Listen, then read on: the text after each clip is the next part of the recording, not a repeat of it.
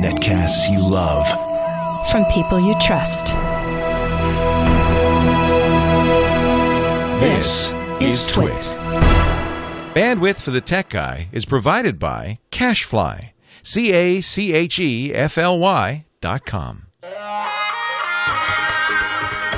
Hi, this is Leo Laporte, and this is my Tech Guy podcast. This show originally aired on the Premier Radio Networks on Sunday, September 16th, 2012. This is episode 9101 after 909. The Tech Guy podcast is brought to you by ShareFile. Enhance your workflow. Send files of almost any size easily and securely with ShareFile from Citrix. Try ShareFile today. For a 30-day free trial, go to sharefile.com, click the radio microphone, and enter the promo code TechGuy. And by Gazelle, the fast and simple way to sell your iPhone, iPad, MacBook, or Android smartphone. Find out what your gadget is worth and get cash to upgrade to the latest iPhone at Gazelle.com. And by Stamps.com. Use Stamps.com to buy and print real U.S. postage the instant you need it right from your desk. For our special offer, visit Stamps.com, click on the radio microphone, and enter the offer code TechGuy. That's Stamps.com. Use the offer code TechGuy.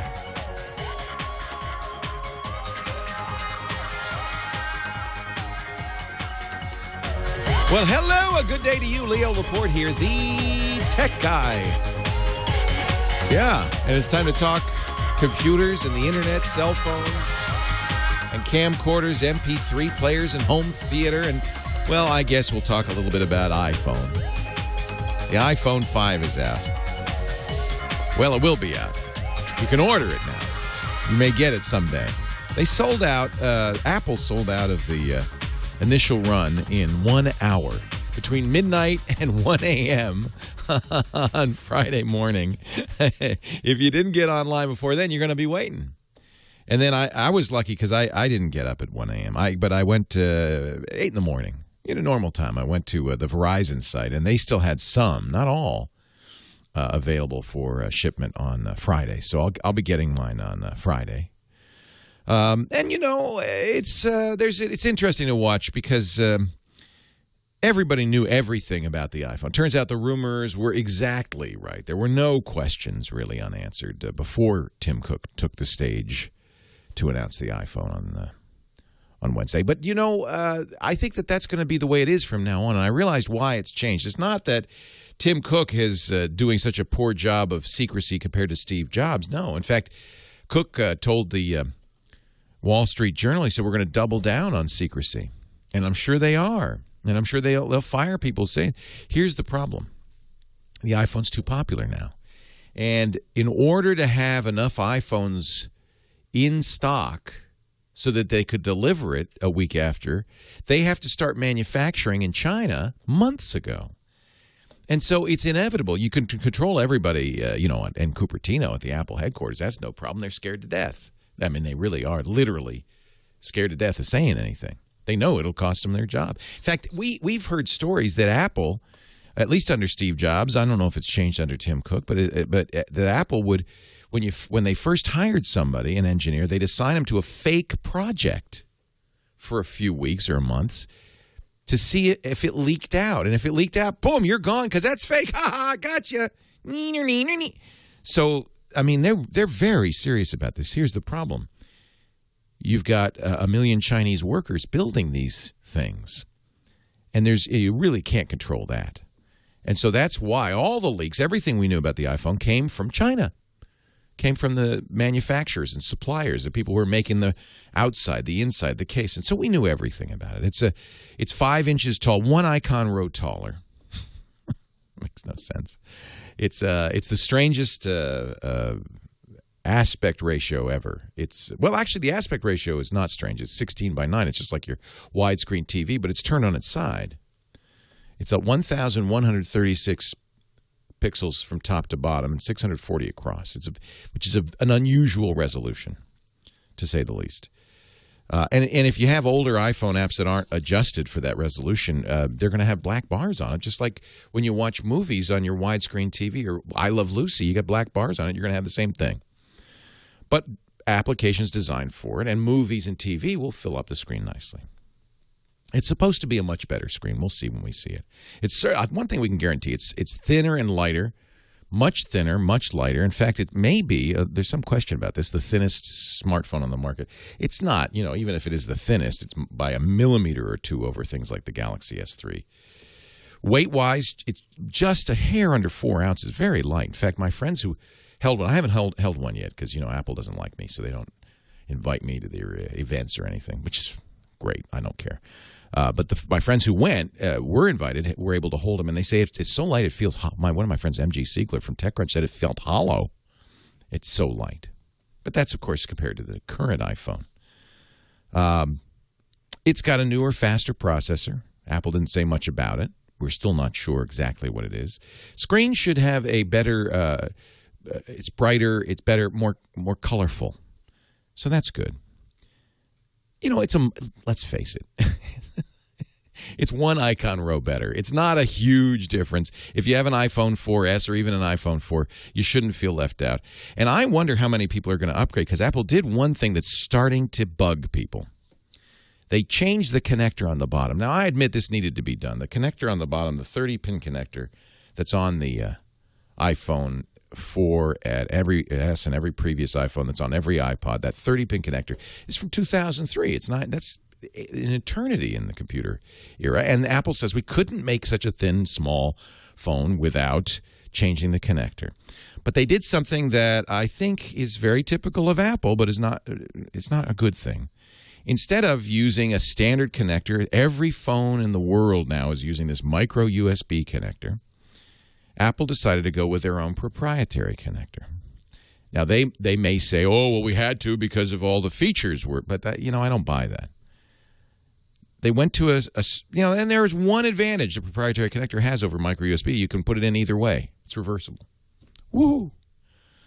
But it's not smaller. And here's the problem. It's not very eco-friendly because now everybody has to go out and trash their 30-pin stuff and get new stuff. And if you already have micro USB chargers, which many of us do, because all sorts of devices use it, not just phones, but lots of devices use it, including all your Kindles, everything. No, that's not going to work. You have to get something special for the iPhone. And here's where they put a little salt in the wound. Yeah, you can get an adapter for your old stuff. $30. $30. It costs them $1 to make. Apple, do you really have to? I mean, really, seriously, you want to appease people. You want to be nice to make it cost. I don't care. Cost plus 10%. You don't need to make a 3,000% profit on us. Do you mind? I mean, really. You're changing the connector. You're breaking. Now, if you have a BMW with a 30-pin connector, you're not going to be happy. You have to get a new car. Because even if no, I'm not kidding. You have to get a new BMW. Because even if you buy an adapter, it no longer works. You can't control the iPod or anything. So keep your old iPhone, I guess, because that's what you're going to be using. Keep your old iPods, because the new ones all have that adapter as well. I have a radio that has a 30-pin connector. I have a Sonos dock. That was expensive. That has a 30-pin connector. All that stuff's obsolete now. So now we have to buy new plastic crap for a lot more money. This doesn't seem right to me. I'm just saying. And frankly, it's a money. Well, Apple's a profitable company, and they have every right to. They're the most profitable company in the country, in the world, the most valuable company in the history of the world, and this is how you get to do it, by squeezing every penny out of your customers. So Apple has the absolute right to do it. This is America, and you have the right. I have the right not to buy. Well, I don't have to. Unfortunately, I have to, because I have to review the thing. So I bought one. But you don't have to, and I think that this might be something people might want to consider. Do you want to? I mean, maybe it'd be a better idea either not to upgrade. I think a lot of people won't upgrade because they don't want to break their BMW or whatever. It seems like I understand they had to do this. Okay, fine. Bite the bullet. It's been 9 years. Time to upgrade. Then make the connector in the box, the adapter in the box. Or, okay, not everybody needs that. Right, okay. Charge us $5. Charge us $10. Don't charge us $30 for an adapter. That's ridiculous. That's greed. It's greed.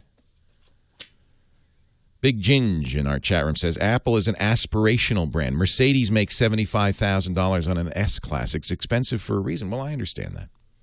And, you know, there's no question that the iPhone 5 is selling better than any iPhone ever. And there's a reason Apple's been cranking them out in these Chinese factories since March. Because everybody's going to buy them. So I'm just singing into the wind. The good news is there's some other good choices out there. We've got a new Samsung Galaxy Note 2 coming out on AT&T, possibly Verizon. The new Lumia 920, the Windows Phone, that looks beautiful too. So there are some choices. The Galaxy S3. Leo Laporte, the tech guy. Updates are ready for my computer.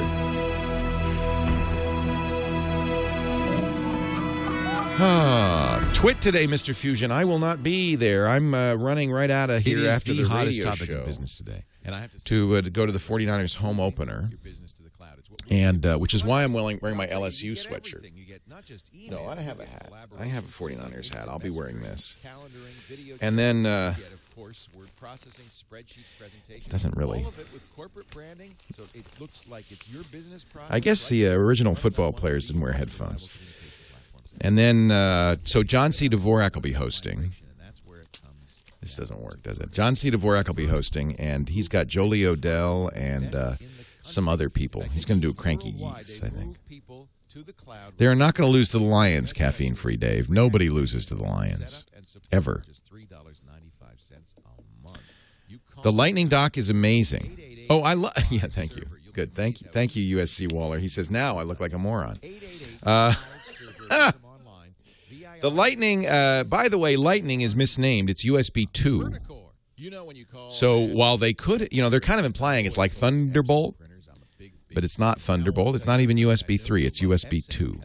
With Epson Connect, you're no longer shackled to your computer desk when you want to print. Joe to Max is very simple. I understand Apple did need to do the upgrade. Absolutely. I'm talking to the chat room for those of you wondering who the hell I'm talking to. They needed to do that upgrade. They should have made the connector cheap.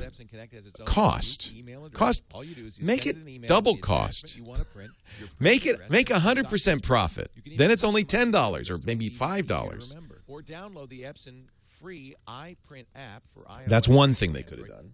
The other thing they could have done and probably should have done is just use USB, micro USB. The only question mark there is, are there capabilities they're leaving behind if they use USB?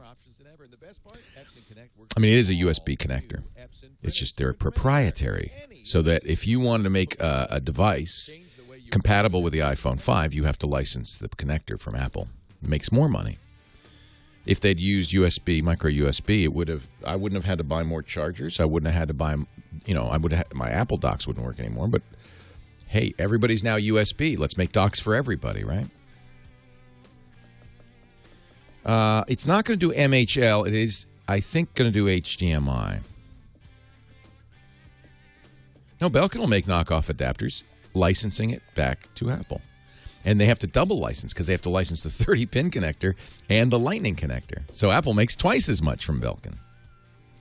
It is not Thunderbolt, Jay. That's what Apple would like you to think. It's USB 2. Well, it might be. Yeah, that's the question. I don't know what the pinout is. It might be better than. I'm sure we'll find out once it comes out. It might be that there's some magic. My suspicion is it does everything that a USB. You could do everything, I mean, okay, maybe it doesn't have analog audio, right?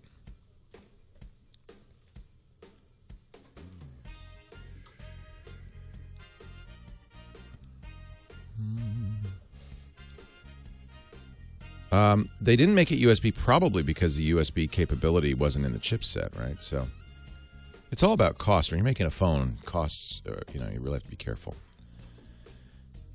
Well, Apple's adapters are not available till October, so you can't buy them now anyway. That's another problem. Yeah, I think they're going to do Lightning to HDMI.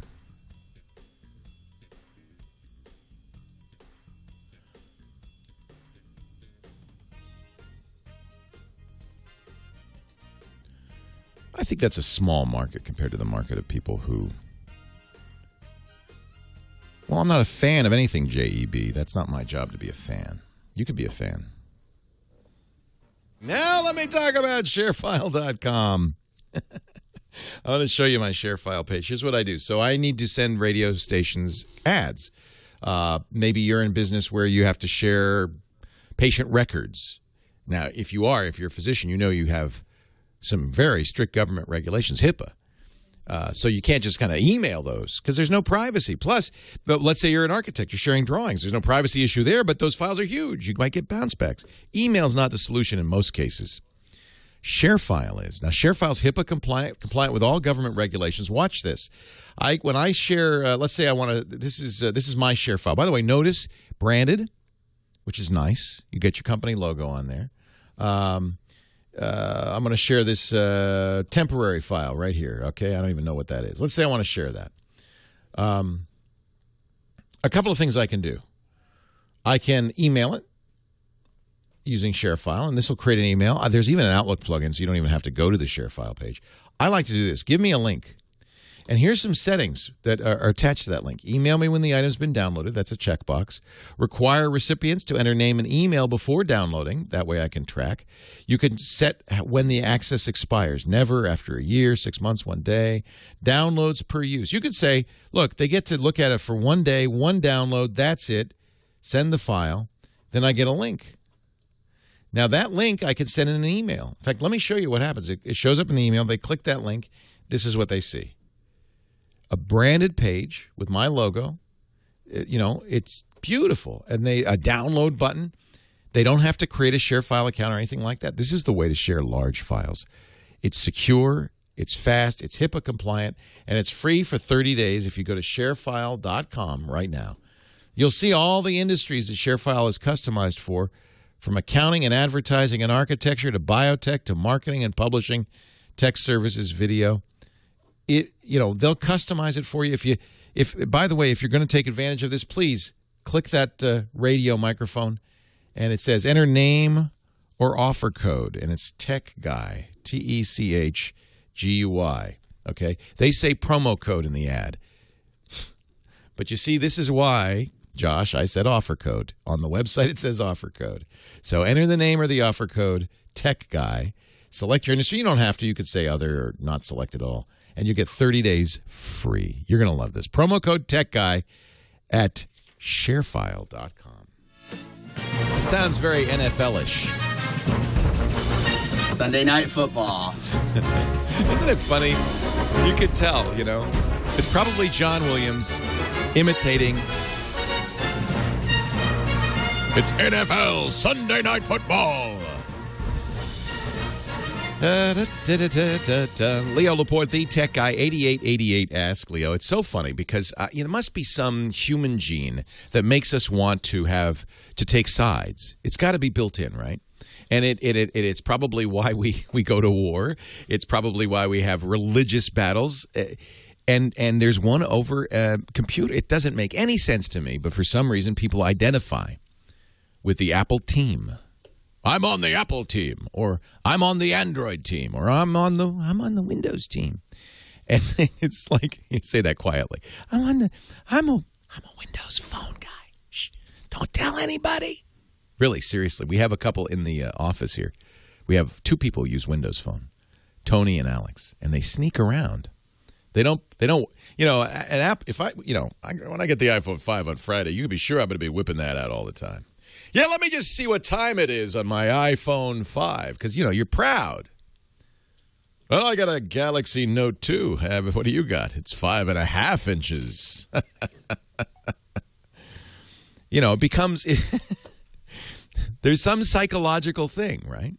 Is it only guys?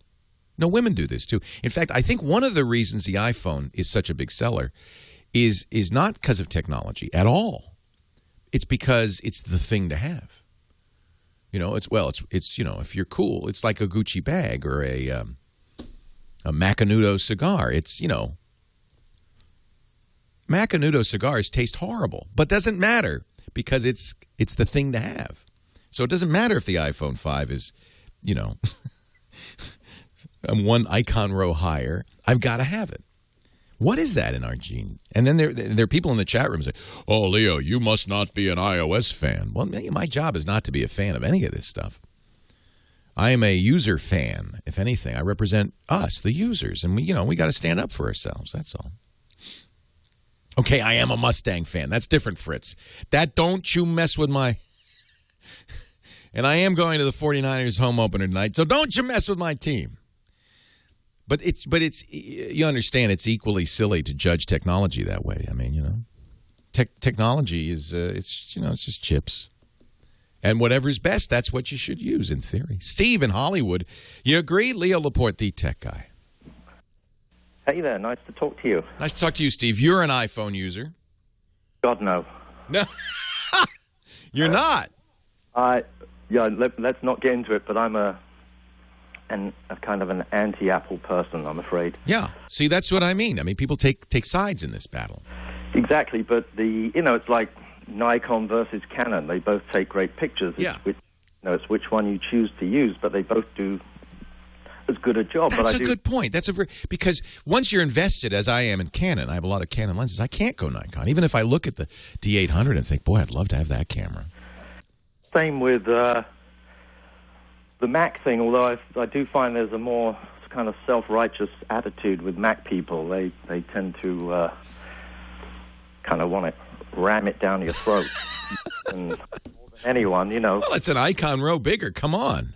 And as you say, with the lenses, and I think, going back many years, I think a lot of the allegiance to Mac at that time was more about the investment in software that you had rather than the hardware. Right. If you bought, Photoshop and all those things. No, that's true.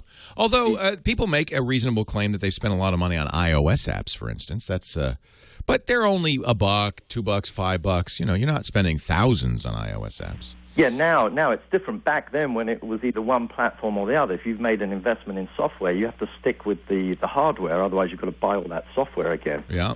Well, and it's becoming more like that. The truth is, these are computers. The cell phones we carry around are computers, and for many people, they're their primary computer. No, absolutely. Yeah. It's pretty weird. In fact, I almost think that it'd be good to have a analog phone in your pocket just to have a phone that works now. I don't make phone calls. Yeah, exactly. I don't. What do you need a phone for? Yeah, exactly. In fact, the iPhone is has been, at least in the where I am in the San Francisco Bay Area, pretty bad. It drops calls like crazy, and it's still bad. Using it as a GPS or it's fine for that. Suddenly, the bandwidth's all sucked up. You can't even make a call. Yeah, exactly. Try going to a tech conference and using an iPhone. Yeah, can't do it. They couldn't have, had the analog system still in parallel on the phone just for phone usage. Yeah, that's whatever. Wouldn't that be interesting? Yeah. I was also going to ask before I was going to get into my question, because I used to watch Screensavers, and I wonder why that isn't a viable TV program anymore, given that so many people are into. You'd think, wouldn't you? So Screensavers is Tech TV was a channel I worked on from 1998 to 2004. I did 2 shows there every Monday through Friday. I did an hour-long show called Call for Help, which was very much like the radio show. In fact, it was based on what I'd been doing on the radio for years. And then the Screensavers was kind of more of an enthusiast show, and we did projects and stuff. It was great. Those shows, I left Tech TV in 2004 when it was sold to Comcast. Comcast merged it with their gaming channel, G4. They moved it to L.A. And here we are, fast forward 8 years later. G4 has decided to abandon technology, and now they're going to be, they say, the GQ of cable TV. I don't know what that means. And I'll tell you why it didn't work. Economics. It's so expensive to do a cable channel. We lost $50 to $100 million a year. Paul Allen, who owned the channel, that's why he sold it. He lost $300 million over the life of the channel. So, because it's just the economics of cable television. So I'm doing essentially the same thing Tech TV did, but without the cable. I'm doing it on the internet. I do more shows. We have a larger audience than Tech TV ever had, and we're profitable because our costs are infinitesimal compared with Tech TV. But then again, you look at there's so much rubbish on TV that you... Well, that's why there's... Okay, so what did G4 do? They started putting American Ninja and Cops reruns on. They were very cheap programs that generated a larger audience than the technology shows, because more people will watch old Cops reruns And they needed more people because of the economics. So what I think what's happening with internet television, this is very interesting. It's not happened yet, but it will happen, is because of it's so cheap to do an internet television channel, and anybody in the world can watch it over the internet, that you'll see a lot of, I call it handmade networks or artisanal television, where we make something that's not trying to reach a giant audience. We're trying to reach a very narrow audience, a specific audience, and we can be profitable doing that because we deliver, advertisers will be glad to advertise to that particular slice of the audience. It's much more effective, and our costs are infinitesimal compared to cable television. I'm using, for instance, I don't have any camera operators. I have 40 cameras. And they're aimed at everything, and we just switch between them. We don't need a camera operator. And by the way, the cameras that we use at Tech TV were $20,000 broadcast cameras. I'm using $1,500 consumer-grade Canons. Right. There's a huge. That's an example. Hey, I know you had a question, Steve. It's a great one. Hang on. We're gonna take a break because yes, we do have to pay bills a little bit. It's not free, but we'll be back in a bit. Leo Laporte, the tech guy.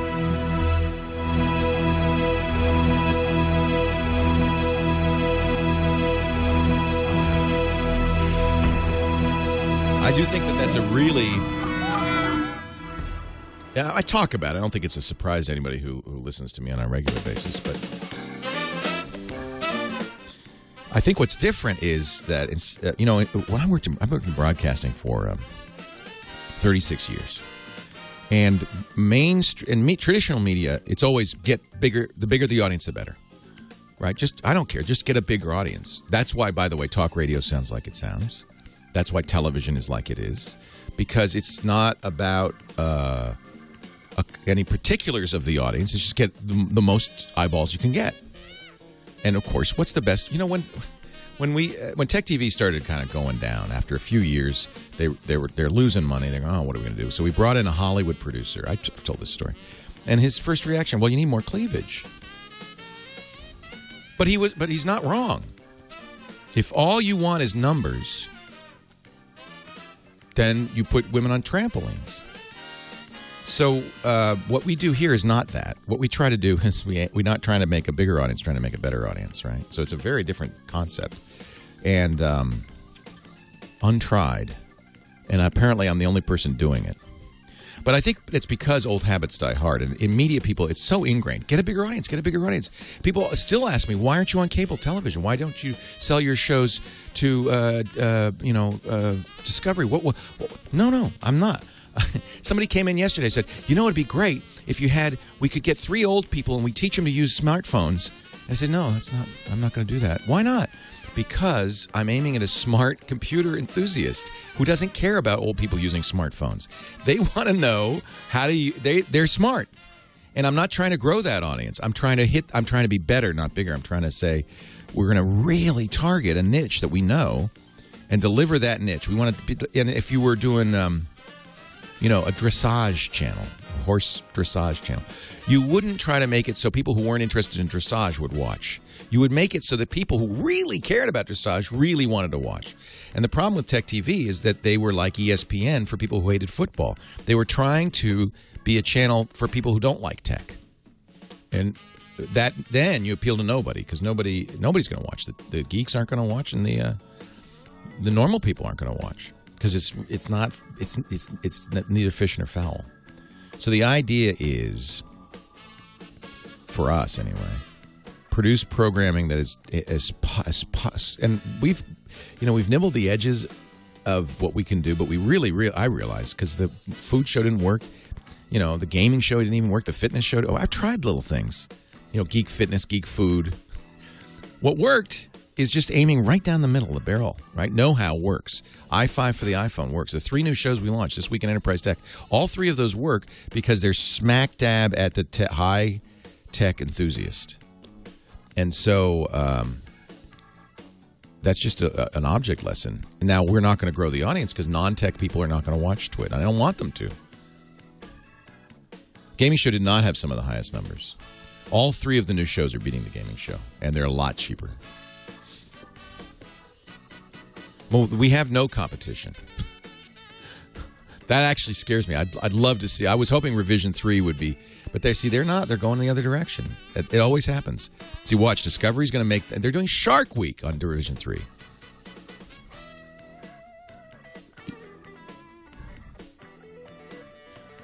Five by five is not really. Now, 5x5 is a good example. They're not competition because what they're aimed at is web developers. They're an even more narrow slice than we are, which is good. And I think that's one of the reasons I think they're doing... It's impossible to tell how they're doing well. But it's not... Geek and Sundry is based on YouTube money. Leo Laporte, the tech guy. 1 after 9:09. This is episode 910.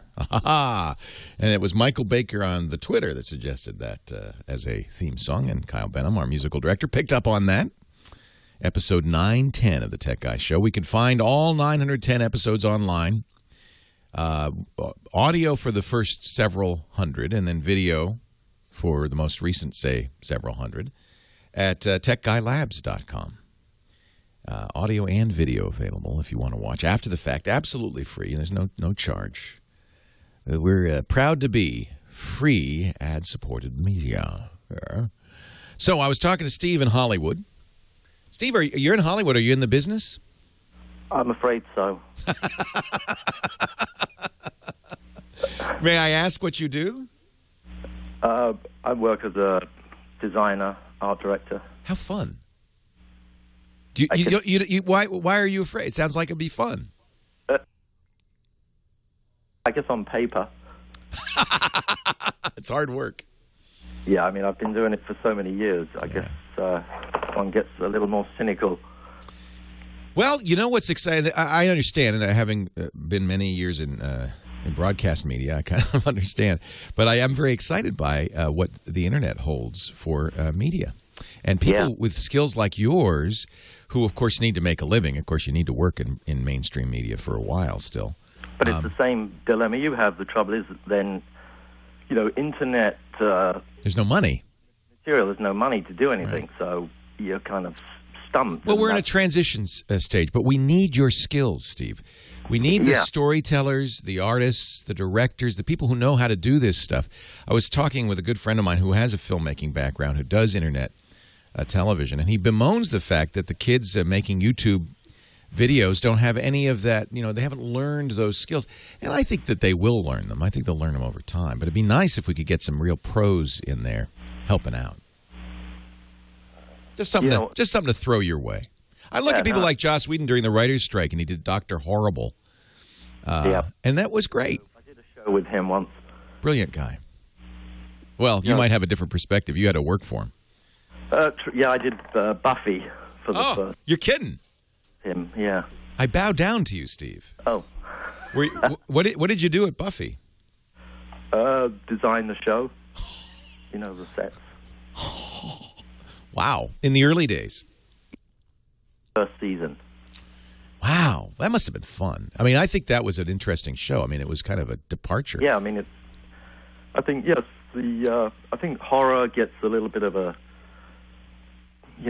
rap, but for people like me, I think in the the creative end of it, it's actually a lot more fun than doing something that's pedestrian. Oh, sure. Well, it's an honor to meet you, and thank you for the work you did. That was Among Geeks. That show is legendary. Yeah, there you go. And I started my first ever movie, which I think you'll also find fun, was Return of the Jedi. You're kidding! Wow. Did you art direction, set design? What did you do? On then, I was just the gopher, the runner. When I came to film school, that was my first. That's right. They did that in Britain, didn't they? Yeah, all of them were done in England, right. Yeah. And I've gone downhill ever since. I was thinking about Neil Armstrong, who passed away a couple of weeks ago. It must be hard. 38 years old. You've the first human to set foot off the planet. What do you do for a follow-up? Yeah. It's kind of hard. Anyway, what can I do for you, Steve? Yeah, the question I had was actually kind of on behalf of my wife. She has, and for her business, she had a standalone voicemail number that people would call, which is on the internet, on business cards. It's a number she doesn't want to lose. And then she had a BlackBerry. and the AT&T, standalone voicemail messaging had a pager notification that it would page the BlackBerry if someone had left a message. Right. Otherwise, calling every hour thinking, hey, has somebody called? Right. But she just switched to an iPhone, and of course it doesn't work anymore. So here's what I would recommend. It's free, and it's a great service. It's called Google Voice. Google runs I it. tried that myself. I had some Oh, well, trouble. you know about it. Well, here's the deal. You can port that old AT&T number to Google Voice. It's required by law that you're allowed to port it. And then set up Google Voice on the iPhone. Yeah, and everything. So you set up Google Voice. The way Google Voice works, as you know, you've tried it, is you'll tell it what numbers to ring if somebody calls that number. But you can also have it, if my wife's a psychotherapist, so she doesn't want to, answer the phone in the supermarket. Mine too. That's what she does. Yeah, so this is perfect. So that's where voicemail is really handy. You want to go straight to voicemail. You can tell Google Voice to do that. But it immediately notifies her via text message that a call came in. It will send her, and it's kind of interesting, a text transcript. It's usually a little bizarre, but at least it gives you an idea. It's getting better, by the way. I noticed that the transcriptions are better. But it also will email, if you ask it, email the audio. So she can almost immediately go to Gmail and say, okay, let me hear that call. But will that, because I called AT&T and there were two. She's on a very old messaging. She's not on the unified messaging. Yeah, it doesn't matter. You own that number, and the FCC requires that that AT&T give it up. So why can it only port to Google Voice and not to the actual phone? It's the iPhone then. AT&T won't port it to an iPhone? No. The pager notification will only work. Oh, you know why? Because it's same company. So they don't have to. If you got a Sprint iPhone, I think they'd have to. So I think I would bet this is a little weird loophole. I would bet, though, because it's an internal, and the company can do anything it wants. It says, no, you're still on AT&T. We're just not going to let that work. But if you went to a Sprint or Verizon phone, they'd have to. The FCC says, no. Simon owns this, or Steve owns this number. I know I call you to Simon because somebody said he sounds like Simon Cowell. I apologize. Steve owns this number, or Steve's wife owns this number. You have to give it up. You can't keep it. It's only because it's intra-company that. Well, they won't give up that because it's a number. It doesn't have an area code. It's strictly locked into their voicemail system. Of course it has an area code. It doesn't, because it's how I asked them this, so it's because I said, well, can you not release that number so I could either make it a regular landline or another line that I could, forward the calls, and it's locked into their old voicemail system. So it needs, with the pager notification, it will call a number, but it won't call anything other than a BlackBerry. And I'm wondering if I then now have to get an old-style pager. Did she get this in the 30s? Is there somebody on the other end with a cable going, I'll connect you to your party? That is bizarre. No area code. I've never heard of such. So it's not a phone number. It's a pager number. Exactly. And is it a 7-digit pager number, or is it longer? Yeah, it's 7 digits. It's a voicemail. How interesting. They could release the number, just make it a regular, and they can't do that. So it's kind of stuck where it is, and it does have a pager notification capability, but it won't go to an iPhone, go to a BlackBerry. And I'm wondering then, could one get a virtual paging? It's like having to get a pager now. Yeah, I see the problem, and I'm not familiar. Maybe somebody who's listening is an AT&T engineer, or a Bell, probably better yet, Western Electric Bell Company engineer, and can help us. What is this number, and is there any way he can get it out of there into a more modern system? Holy cow. Leo Laporte, the tech guy.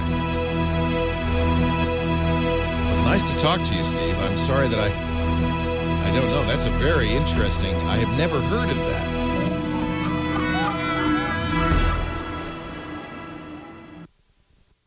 When the workday's done and you're still changing. So SM Christian says there's something like this in Canada called single number reach, SNR. I would guess this is something the same. Oh, the Sioux has a good idea. You might see if you can get that number on Google Voice with an area code. Wow, that's really interesting. Apparently, there is an AT&T app on the iPhone. So that would be the first. We don't know Steve's last name, sorry. It's AT&T, apparently. Thank you, Chris. Appreciate it. Chris Marquardt sent us a reviewer link. Yeah, Woz. We need Woz to hack his phone. Wow, that's interesting. Apple's now saying it does support iPod out. I wonder why the confusion. Steve Hardy. Okay, there you go. It must be. Production designer for Buffy. Must be. Look at that. You guys, I don't ever want to have to hide from you guys.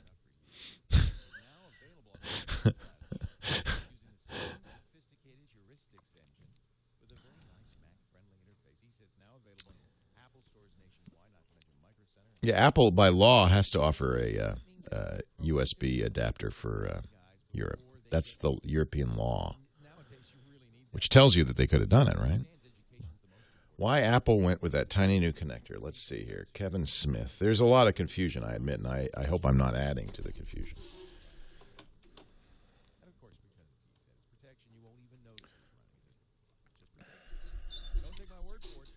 Micro USB isn't smart or powerful enough for Apple, according to engineer Rainier Brockerhoff, as he explained it to the Loop. Let's go see that Loop article. I like to read the original. Rainier has the solipsism gradient blog. Okay. It only has 5 pins.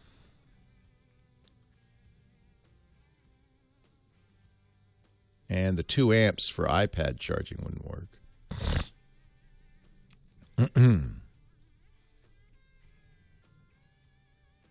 I gotta read this article.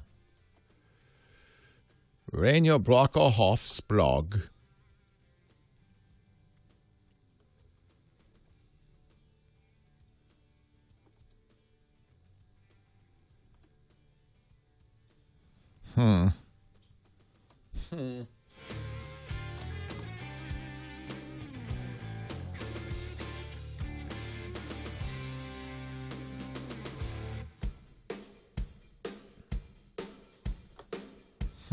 I'm going to bookmark this for later use on the shows.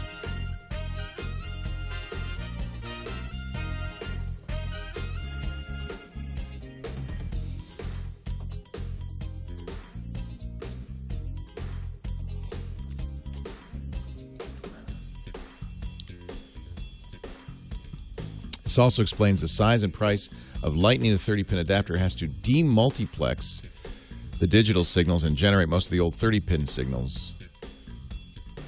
The adapter does say video and iPod out not supported.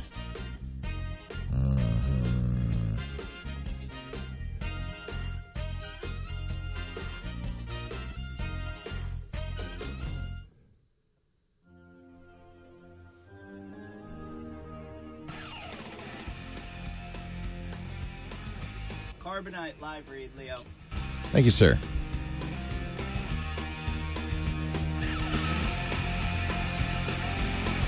Leo Laporte, the tech guy. Some clarification on the Apple Lightning port. You know, we haven't seen it, we haven't played with it yet, so we don't know yet. Oh my goodness, there's a giant cow coming into the studio. A balloon cow. What, did you guys steal that from the marathon? All right. Well, that's good. We'll find out what that is. Clarification on the Lightning connector. Rainier Brockerhoff, who is an engineer and has a blog called the Solipsism Gradient at brockerhoff.net, says that Apple couldn't do what it's doing with the Lightning port, couldn't do the same thing with a USB connector, a micro USB connector. It doesn't have enough pins, and it doesn't have enough voltage, so it wouldn't have the 2 amps needed for iPod charging. It only has 5 pins, not 9. Although the European Union requires, and Apple will offer, a micro USB adapter, because in the EU, all phones have to have micro USB connectors. Interesting. He also says that the reason that Lightning to 30-pin adapter is so expensive, $30, it's got some circuitry in it. It has to demultiplex the digital signals in the Lightning and convert them to analog. And that is usually more expensive than just a passive adapter. We shall see. I'm sure there's a lot more to talk about with this.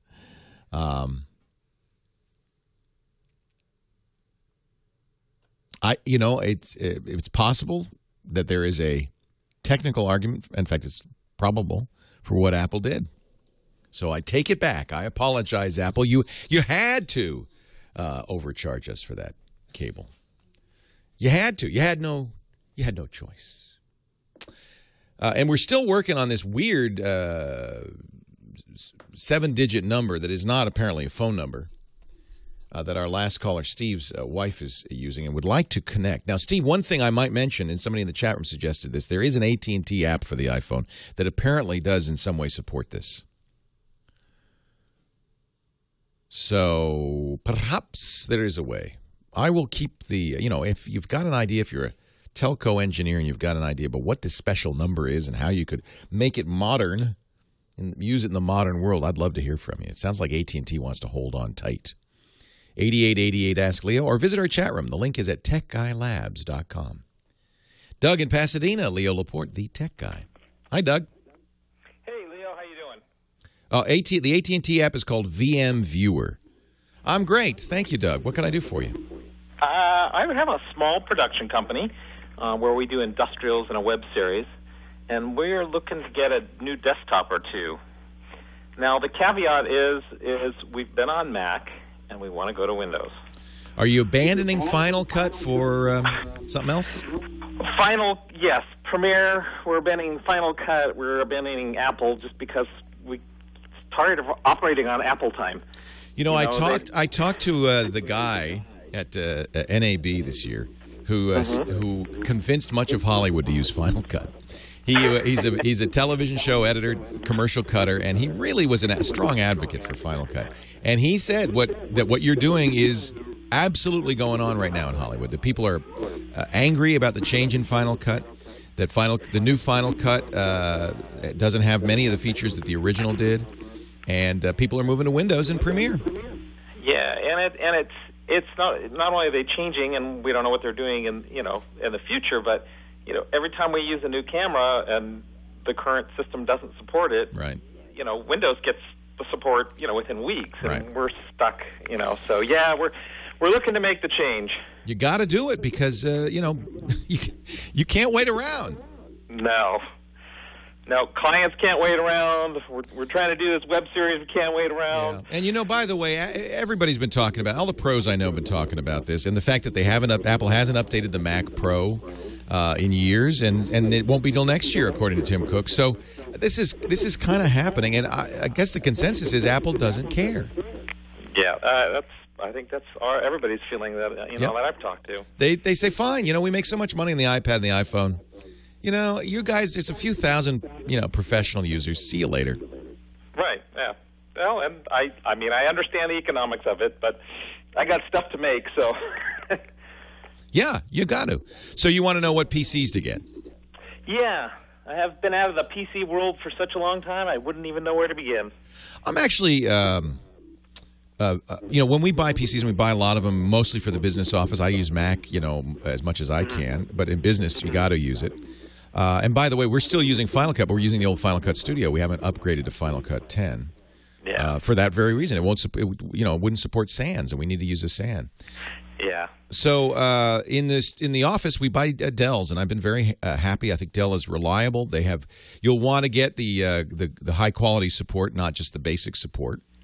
Okay. And for business, Dell really has a good support. They have they'll come to you and replace your machine and all of that stuff. I think Dell is a good choice. I should ask Father Robert Ballister. He's our enterprise expert. He's in the chat room right now. It's Padre SJ.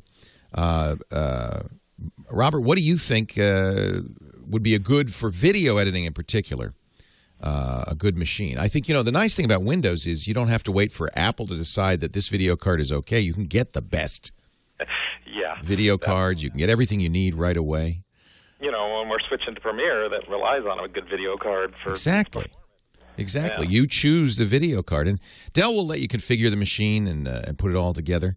Padre SJ says Dell's high-end workstations for power, and he says Acer's high-end stuff for price performance. Yeah, Acer is certainly more affordable, so if you're price sensitive. I'm not sure how good Acer's support is, however. Dell really has the best support if you pay for it. Excellent. Hey, good luck. That's going to be a challenging change, although the good news is video editing is video editing. All looks the same. Yeah, the basics of stuff. It's just finding where the buttons are. Right. You know what you got to do. What's your web series?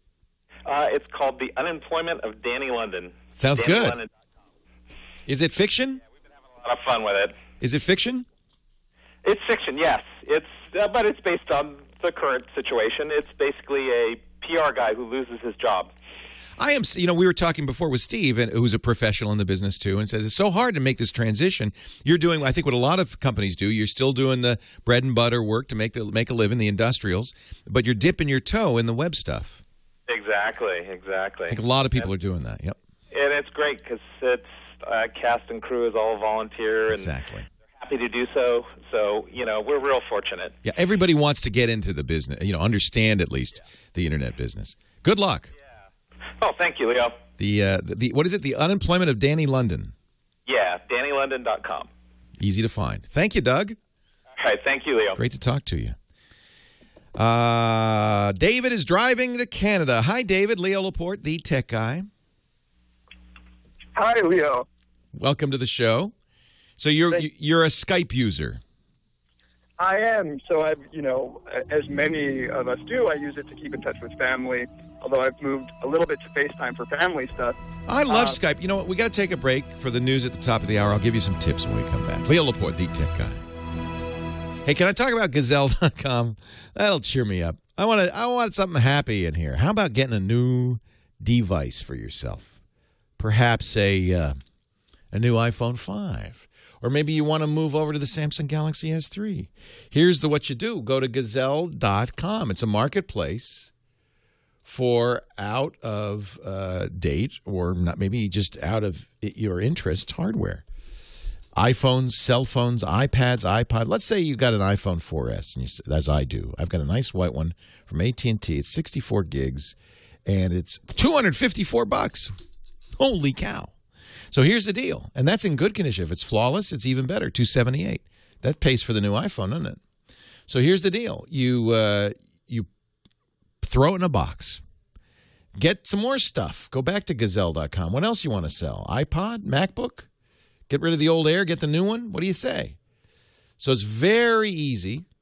They take iPhones, BlackBerry rims, HTC, LG, Motorola, Nokia, and Samsung phones, iPads, first, second, or third generation, iPods, Nanos, Touches, and Classics, MacBooks, iMac screens, and Mac Minis, and Mac Pros. And what they'll do is they pay the shipping on anything worth more than $1. And then, this is the beauty part, they'll send you a check, sure, or PayPal. But if you get an Amazon gift card from them, they add 5% to the price. Their data experts will wipe it when they check the condition of the device. Sometimes, by the way, they even send you more money. I never heard of a company doing this. But if you said, oh, no, the iPhone's in good condition, and they look at it and say, no, that's flawless, they'll send you the difference. I get emails from people all the time saying, I can't believe they did this. It's flawless? Oh, they'll send you the extra money. Gazelle.com. Don't just throw it in a drawer, because that's what we often do. You can get some money for it. I bet you have a ton of money worth of stuff just sitting in your drawer. Gazelle.com. Recycle the easy way. Keep it moving. Keep it moving. I got a ton of stuff. We do actually periodically put boxes together. But can't wait. I have a BlackBerry playbook and I can't sell it. Can't wait. You don't waste any time. It's unbelievable. I don't know why Gazelle doesn't operate outside the U.S. I can imagine a few things. It might make, the shipping, the tariffs, stuff like that might make it complicated. They would need to have like a Canadian Gazelle. What they should do is franchise. Yeah, somebody brought this by. Boosters, LSU Boosters. I'm aware to the Niner game.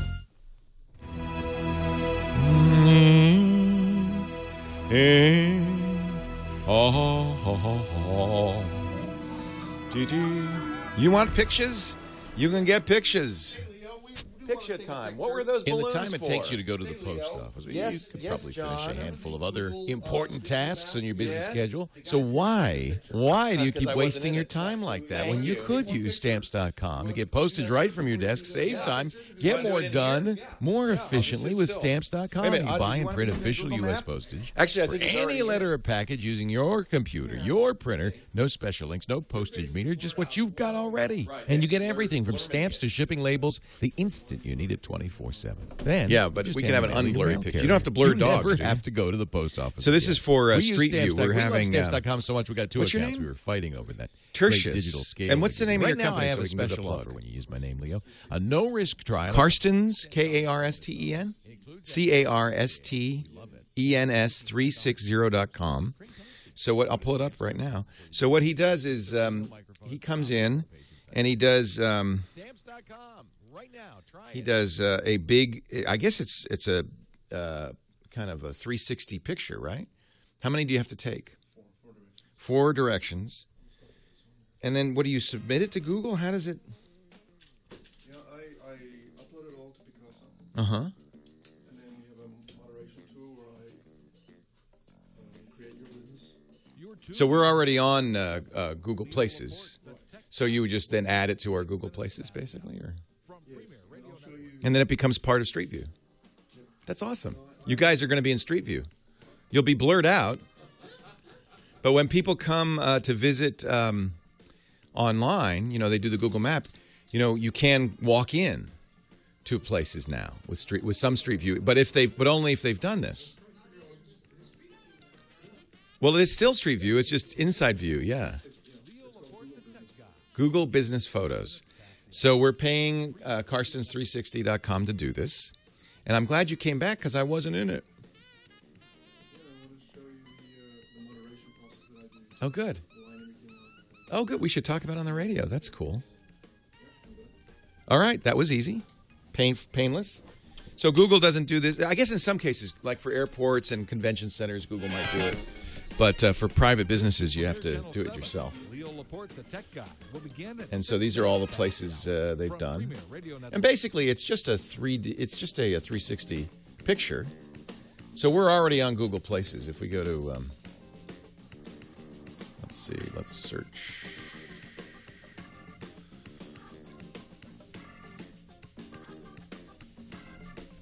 If I search for TWiT LLC, this is our Google Places entry, right? Every business should do this.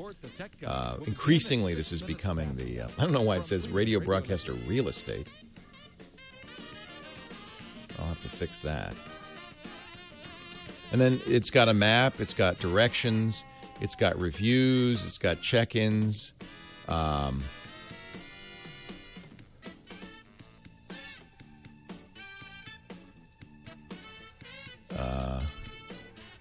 So now, where do we go for this? Oh, you have to show me. Yeah. Well, let's see. I don't know. I guess we can't share this with our audience, but so you've got these images. Wow. There you go.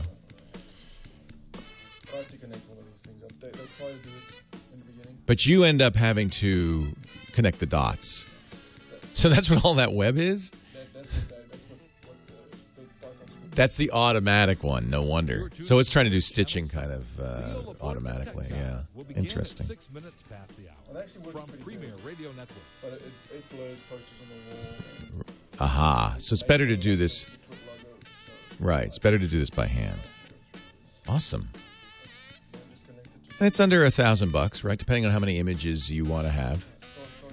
Starts at $350. Worth it for a business, I think.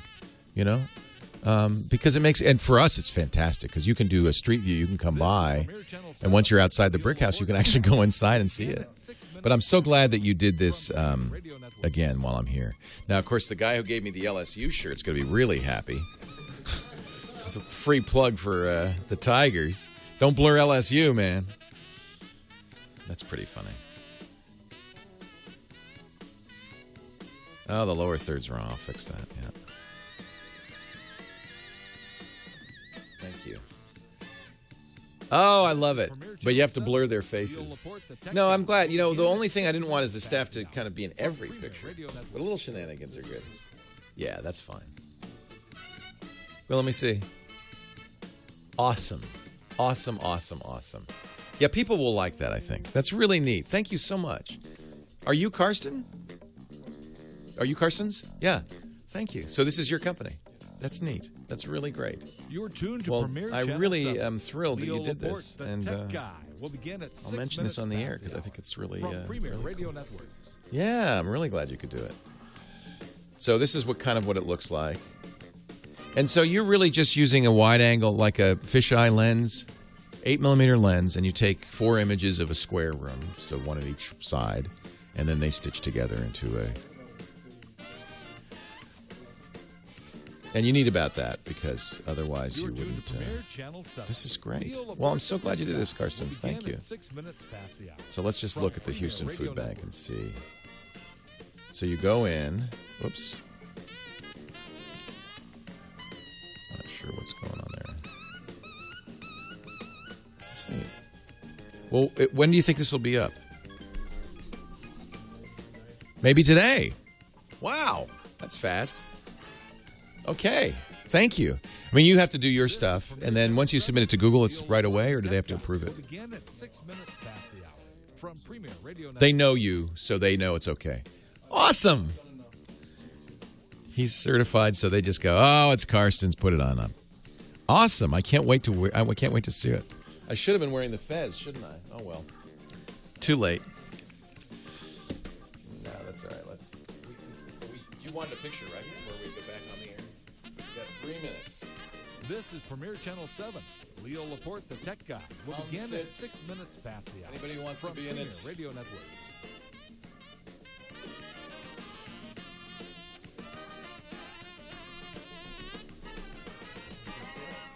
I'll put a fez on you. Don't you worry. And you get to sit on the ball. Oh, excellent. Okay. It's just like a weird fraternal order.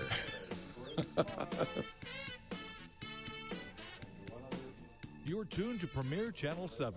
Leo Laporte, the tech guy, will begin at 6 minutes past the hour. From Premier Radio Leo, Network. thank you. My pleasure. My pleasure. You from the city? From Los Angeles. Los Angeles. And I'm gonna pitch a show to is it Lisa. Yeah. Good. Got an idea for medical. Oh, I'd love to do a medical show. Yeah, come on.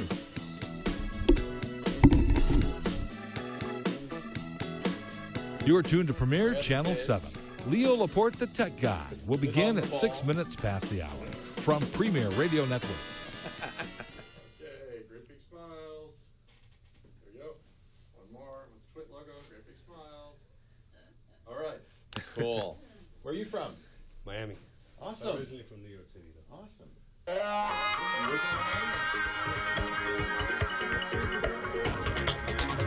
Ah, interesting. Here we go.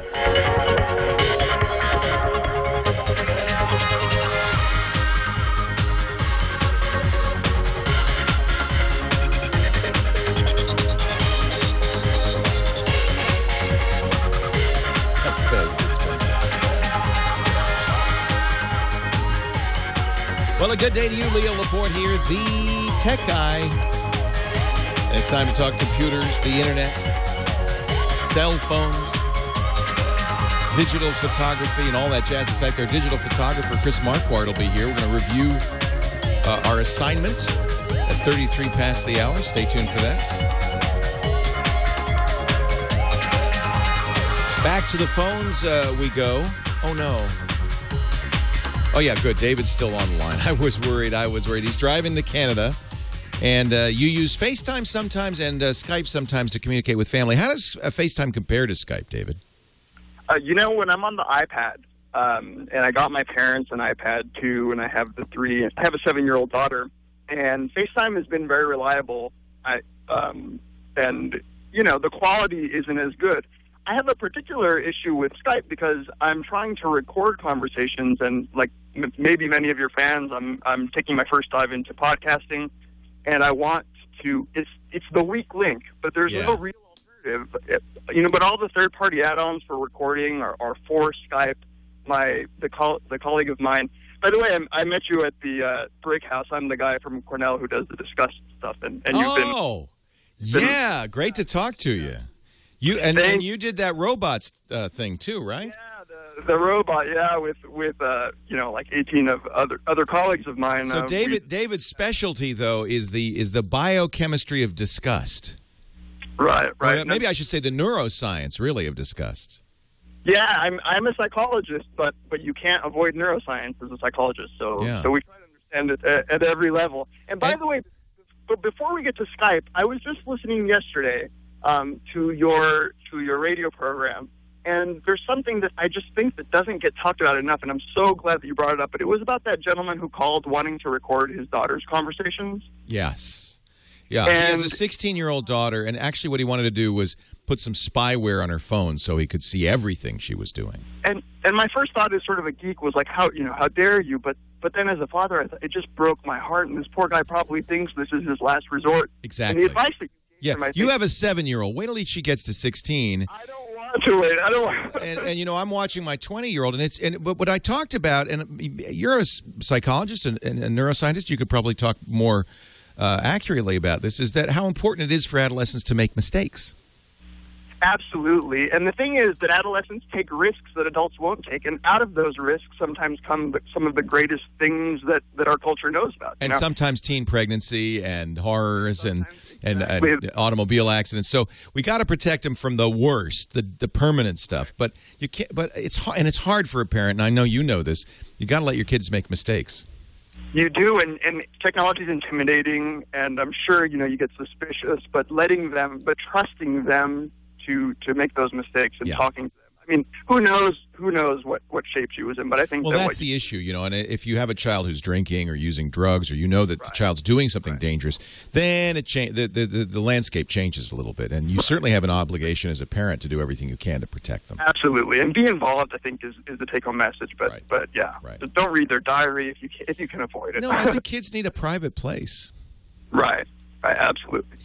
So just want to say that I think that talking about that is very important. But back to the Skype issue. I find that we're both on wired connections. I've done everything I can to read up on improving the sound quality, recording, getting the right tools to clean up the sound afterwards.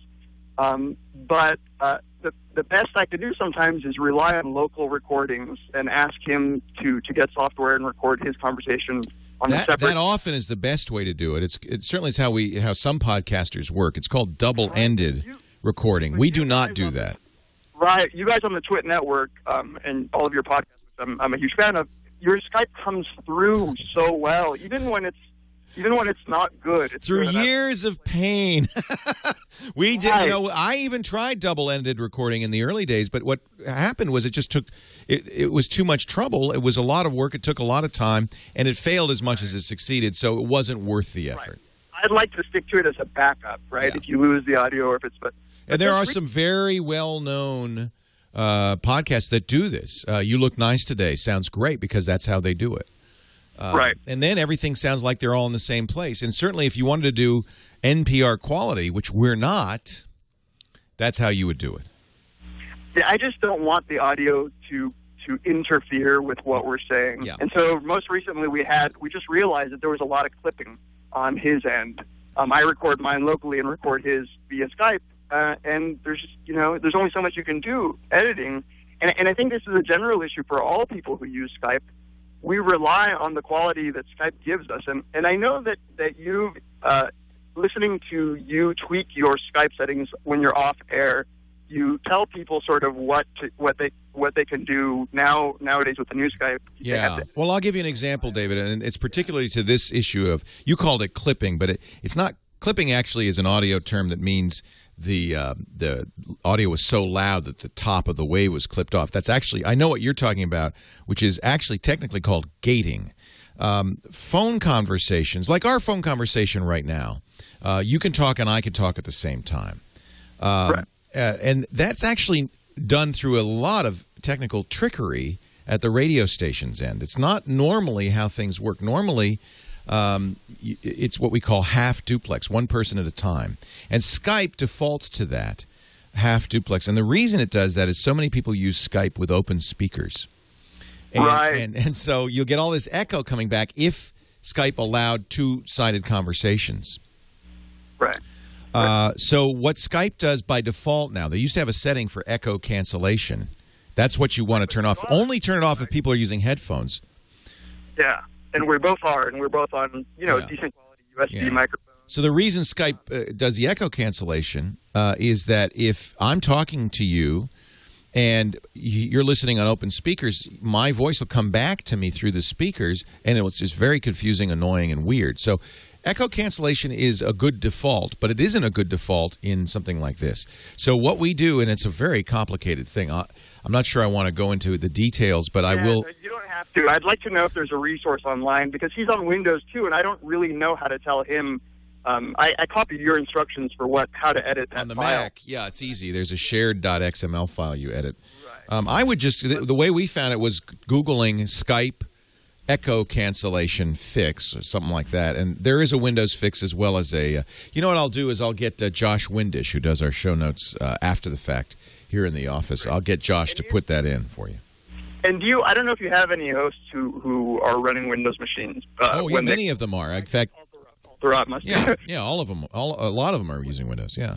Do they? What is a good plug-in to record Skype conversations on there? And I'd like my friend to be able to both record the conversation and record his thing locally, but there's only one mic, and his computer seems to think one input per program. Yeah, and that's actually normally, and we get around that by using mixers and expensive gear. Yeah, right. But you can record Skype on Windows with a variety of programs. In the past, I've recommended Pamela, which is a great service. I think it's Pamela.com. There are others.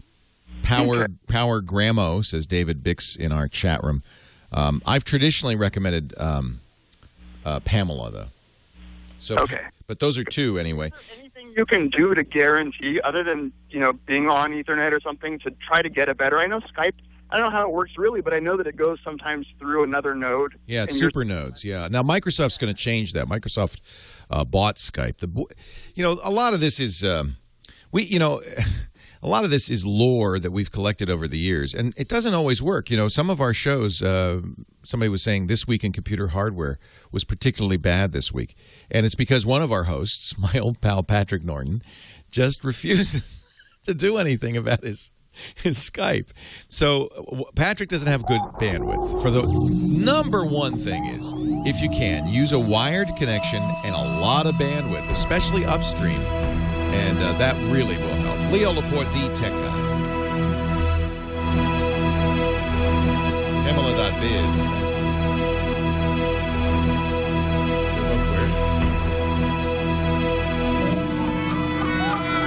Has crappy internet.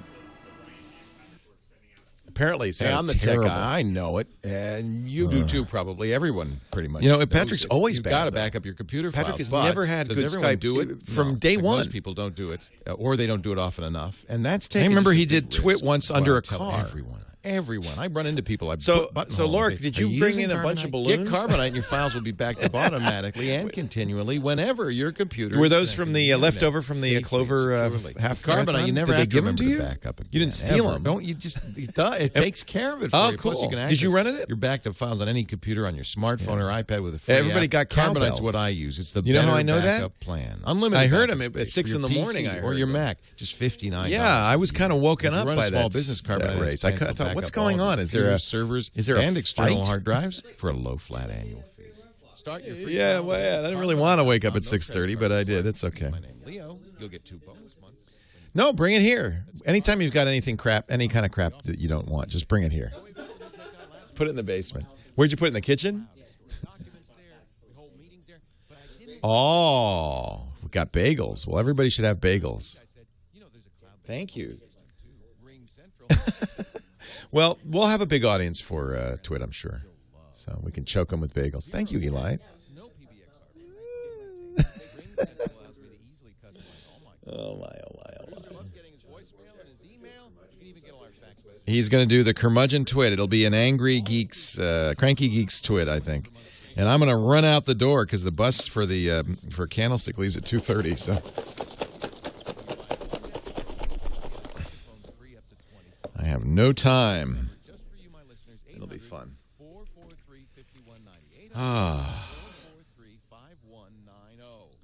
Lunch is, what's for lunch? The usual, actually. You like my sword? That's real. You can kill somebody with that. If you want to chop anybody's head off. I probably shouldn't have such a thing in the studio. What if we had an irate, crazy person come in here? I don't think that would happen. Plus your door's usually locked, isn't it? Yeah. So, you're safe. 11D gave me that. Yeah. It's kind of scary. You can see the blade on the shot here. You don't see the handle. I will be on TV for the game, yes. I'll be jumping up and down. I'm going to paint my face gold and red. And I will be on the camera.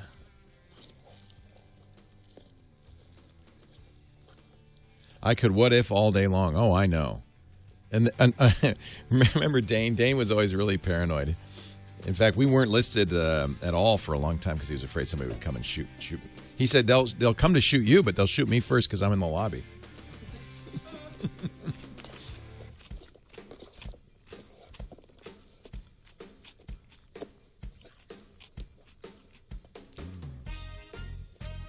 MP3 Skype recorder. Thank you. Can you add that to the show notes, James?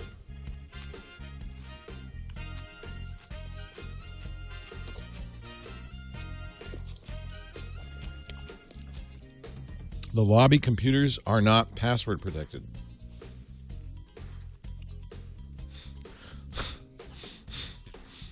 Really? How'd you find that out? I'm going to get all three. Actually, Web 5359, add the Galaxy Note 2 to that list. Lunch with Leo. Leo Laporte. The Tech Guy, 8888 Ask Leo. Talking about improving Skype calls. You know, there's a lot of little tweaks you can make and so forth. I'll do the best I can. We have, though, a resource on our wiki. Wiki, W-I-K-I, .twit, which is my podcast network, This Week in Tech, .tv, wiki.twit.tv. I think we have an article. Well, I don't. Oh, yeah. Okay, so if it's on the front page, wiki.twit.tv, how to be a guest on the Twit network. And I think that has, yes, it does, some Skype tips. For instance, the headset that we recommend. You want to make sure that everybody's using the same version of Skype. We need to add to this. We need to add the echo cancellation hack.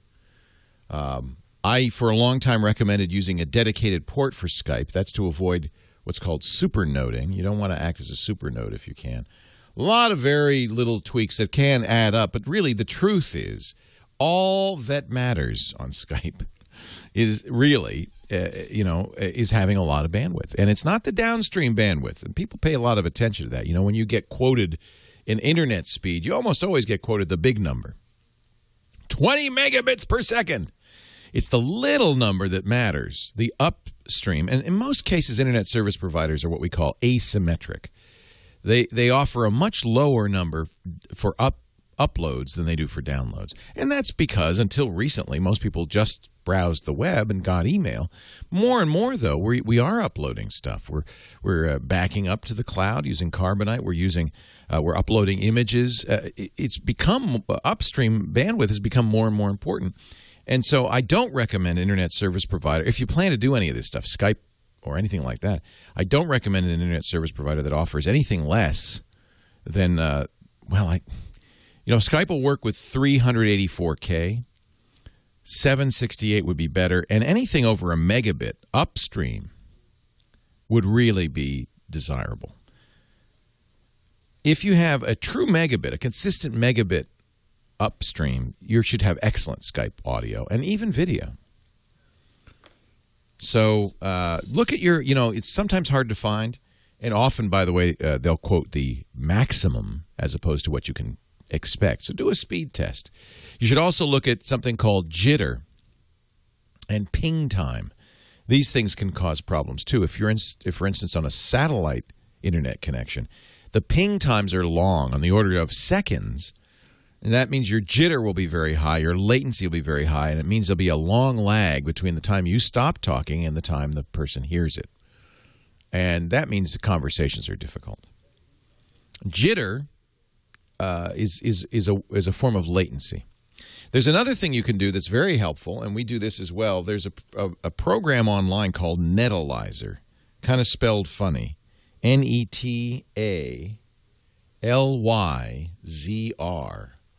It's from University of California at Berkeley, ICSI. And this is a little Java program that you can run and will analyze your connection. It's part of a survey that they're doing, and they've told me they don't mind me sending people to them. They're trying this, the International Computer Science Institute at the University of California. They're trying to take a look at overall health, so they want lots of data points. So they're thrilled if you use that. When you run the analysis on here, it'll give you a good idea of what's going on in your system. It might take an expert to understand it, but it's very helpful. And one of the things it detects is a condition called buffer bloat, which can really mess Skype up. And there's no known fix for buffer bloat. You just have to get a different router. It's a problem that occurred because router manufacturers decided that more memory was better and started jamming a lot of memory in their router, and it broke a key part of the internet protocol that involves congestion control. So you can see there's a lot to this. It's probably not something most people want to spend time on, David. But of course, if you're a podcaster, you can use Skype, as we do, very effectively, if you take some time to tweak it. Shelley is in Agoura Hills, California. Our next call. Hi, Shelley. Leo Laporte, the tech guy. Hello, Leo. How are you? I'm well, Shelley. How are you?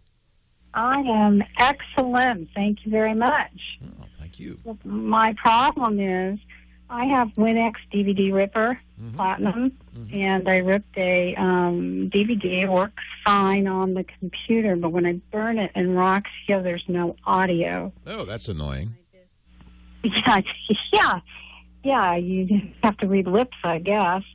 But anyway, I did some research on the internet, and it said that Roxio is the problem, but I'm not finding out the fix, or maybe some other, DVD burning program that will work better. It does sound like Roxio is the problem because if you can play it back after you rip it using WinX, then that means the audio's there. So what's happening is whatever you're using to make the DVD, we call it authoring, by the way, when you're doing this. When you're authoring a DVD, it has to be done very precisely. So I'm wondering if, for some reason Roxio is not doing it quite right. I don't know. I've never had a problem with Roxio burning anything before, so this is the first. So it's only on these particular DVDs that you've ripped? Yes. That's it. And the format of the file that you're ripping, what does it come out as? I have tried it in a couple. I tried it in .mov. I tried it in, I think, MPEG-4. Those are the only two I tried. You might try keeping it in MPEG-2. So the native format for DVDs, the format that your DVD is on and the format you're burning to is MPEG-2. If you don't spend the time to convert it to another format and then convert it again, you'll have a couple of benefits. One, it'll be faster, but two, it'll also be a much higher quality. And maybe there's a 3, which is that you won't confuse Roxio. Well, will that play on any TV, DVD player? Yeah, so there's a format for DVDs. That's a very specific format about the resolution, the screen size, how the audio is encoded, all of that stuff. In order for a dumb DVD player to play it, it has to be exactly right. Uh-huh. And so now, fortunately, we have somebody in the chat room, James, who is a level 2 Roxio support guy. So he's going to get in on this. And James, go ahead and give me any suggestions you have. But my guess is what's happening is when you're ripping it, you're putting it in a format that is not working well with Roxio. With Roxio. Yeah, because your Roxio works. It just doesn't work with these files. Exactly. So let's try ripping an MPEG 2, okay? And the file format or the audio for the DVD should be AC3, right? Yeah, AC3. So MPEG 2 for the video, AC3 for the audio. And if you keep it like that, I think you'll probably be able to burn it. Leo Laporte, the tech guy. Let me talk about Stamps.com. It is, by the way, the best way to do postage. You don't go to the post office anymore. My desk, right here. This is my post office. I've got the Stamps.com USB scale. I plug that in. I go to Stamps.com. I print my own U.S. postage, exactly what I need, no more, no less, using my computer, my printer, Mac or PC. I mean, this is great. Stamps.com. You get discounts you can't get at the post office. Amazing deals. Up to 21% off the there's the scale. Look at that. It just magically appeared. Up to 21% off express mail, up to 15% off priority mail. I love Stamps.com. And I know you will too. That's why I've got a special offer for you. This is great if you do a lot of mailing. In fact, if you really do a lot of mailing, Stamps.com can cost you nothing, which is very cool. And it's certainly great for eBay or Amazon sellers. Visit Stamps.com before you do anything else. Click the radio microphone to get your special offer. And when it asks you, enter Tech Guy, okay? TECH space GUI. Then you'll know you're in the right place because you get my smiling face. And you get a $110 bonus offer, $55 in postage coupons, a free digital scale. You just pay the stamps, the shipping and handling. It's $5. They give you a $5 supplies kit to make up for that. And they give you a month's free Stamps.com. You're going to love Stamps.com. I'm not kidding you. And where it says, have a promo code, please do me a favor. Click that. Type in, not TWiT, TECHGUY, just like that, because they sponsor the Tech Guy podcast. Thank you, Stamps.com. And I love the post office.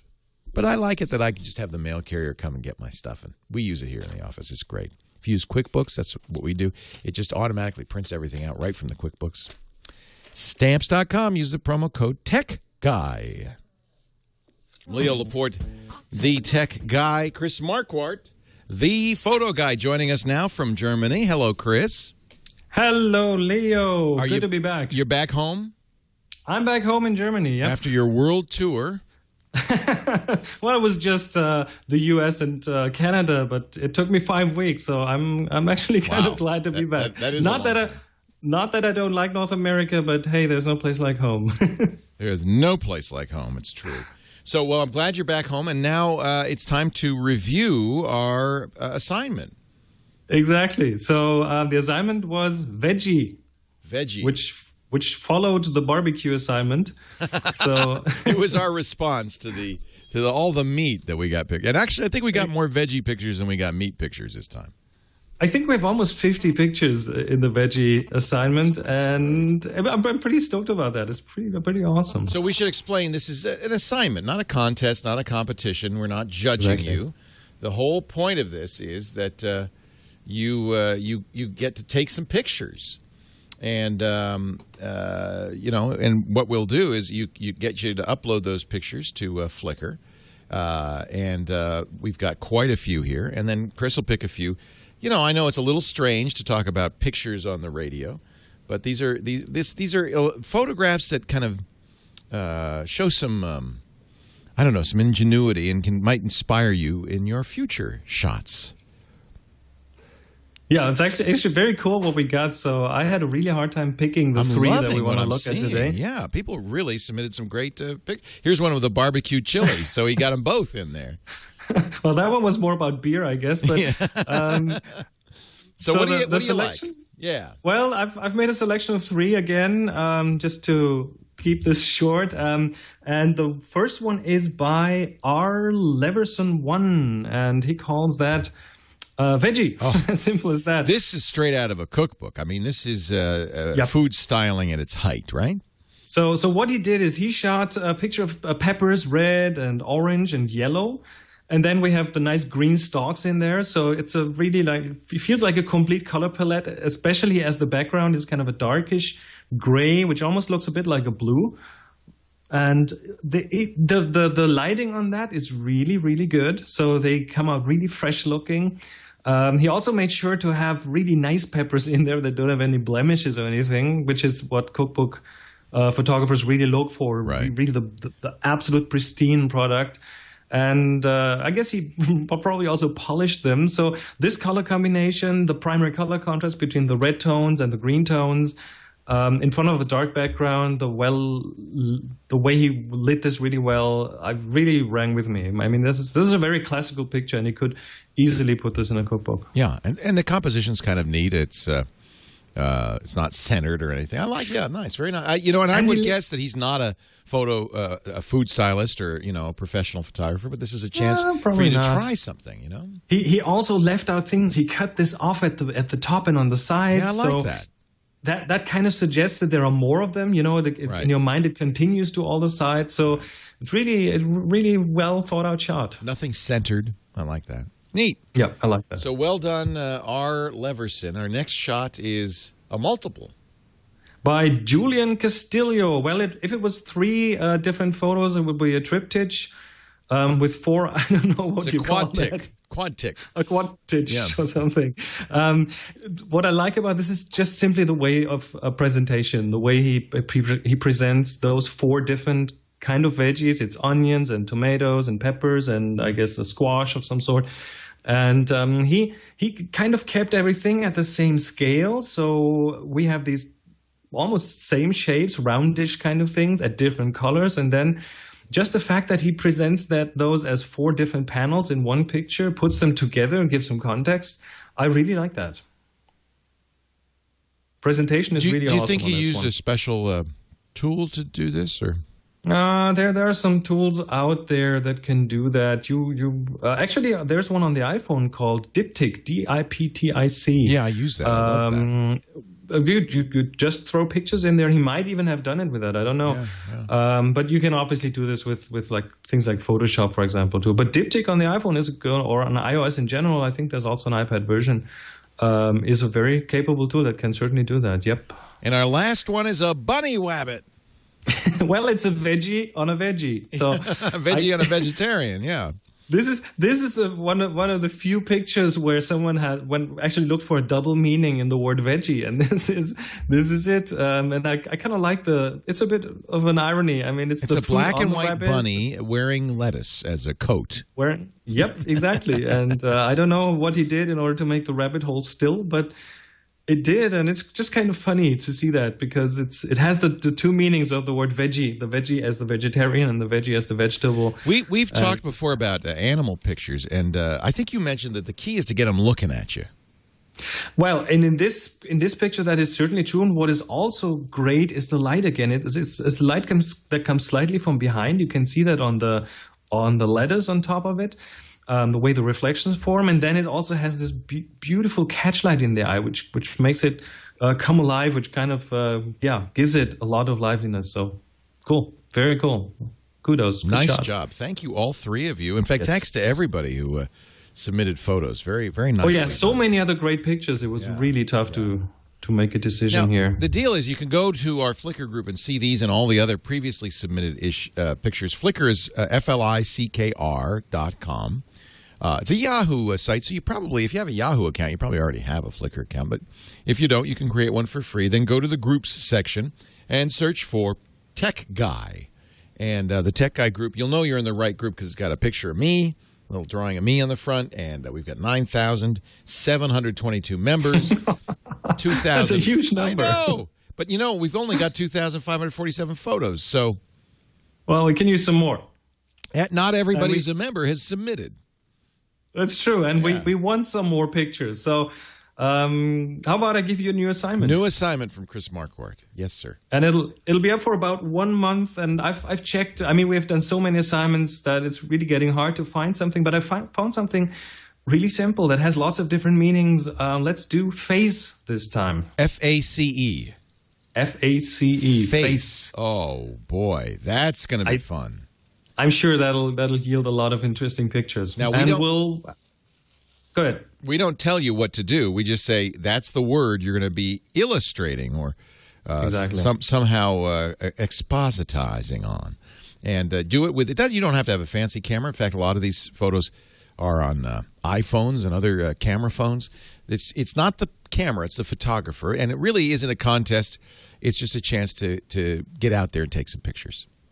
Exactly. So we'll give you about a month to take a face picture of some kind. Doesn't have to be a face, a human face. I mean, we don't know. We're not saying that. Just whatever. Could be don't anything. Say it. Could be anything. Thank you, Chris Marquardt. Chris is at chrismarquardt.com. He does workshops there. A great podcast for people who are interested in photography called Tips from the Top Floor. It's in English and in German. And you can find out everything he's up to at Chris Marquardt, MarQuardt.com. And we'll talk again next week, Chris. Next week. Thanks. See you then. Thank you. Take care. Bye-bye. I love any chance to take more pictures. That's why we do the assignment. It's just an excuse. Get out there with your camera. Let's go back to the phones. Tom's in Grand Rapids, Michigan. Hi, Tom. Leo Laporte, the Tech Guy. Greetings. Hey, you feel like an old friend, man. Thank you. Well, we are old friends. We've known each other for ages. And old friend, if you just hang on the line, you probably know I got to take a break right now. But I will get right back to you. You want to talk about what your new phone should be, and I think that's a great question. Stay tuned.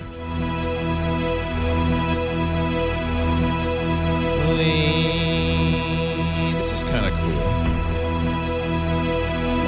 So they send you what? They send you this box every when you call every month you get a box with stuff in it. Are you guys taking off? Well, it's nice to meet you. Thank you. I'll try not to get poisoned between now and thank you. See you guys. Take care. Bye-bye. So I guess this is a potential new advertiser.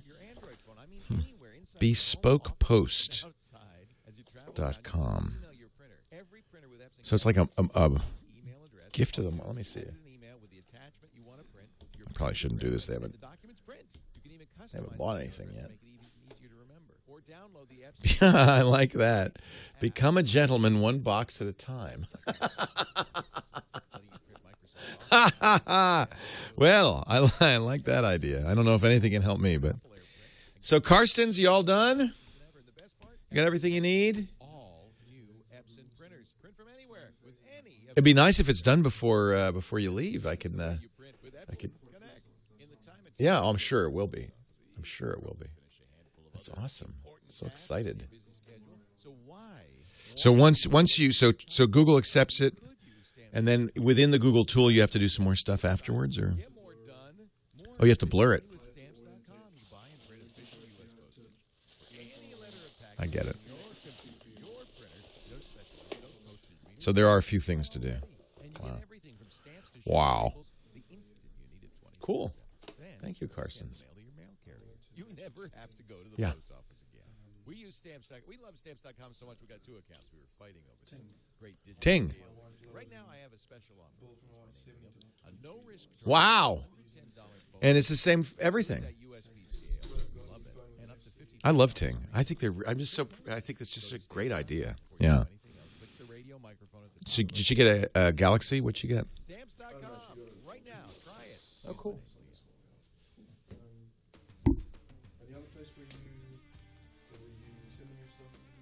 Gazelle. Yeah, they sell on eBay, right? Yeah. Yeah, they never mention that in their ads, but they have an eBay store. Yeah. What'd you buy? Your phone. Oh, cool. Yeah, that's great. That's a nice, fast phone. Awesome. That's great. Right. Your Go phone. Right. Are you in the States? Where do you live? Houston. Got it. Cool. I will. I'll mention it. As soon as, yeah, in fact, wow. You've done 9,000 shots. Wow. Oh. The whole Google Business Photos. Got it. And we don't pay Google for this. Yeah. Right. So they have some certified photographers, basically. That's cool. Well, Carson, sounds like a really good business. It is. Yeah. Well, are you a photographer too, or? I'm a software engineer. Oh, you're a software engineer. Cool. That's cool. But it paid for your 8mm lens. Good. Well, I'm really thrilled. That's great. Thank you for doing that for us. You know, I didn't buy insurance for my phone. I think Apple Care probably is a good idea, but it won't replace the phone if you break it. So, you know, members only subscription club. See, how do I? This box of awesome, hand-picked each week. Ooh, they do coffee.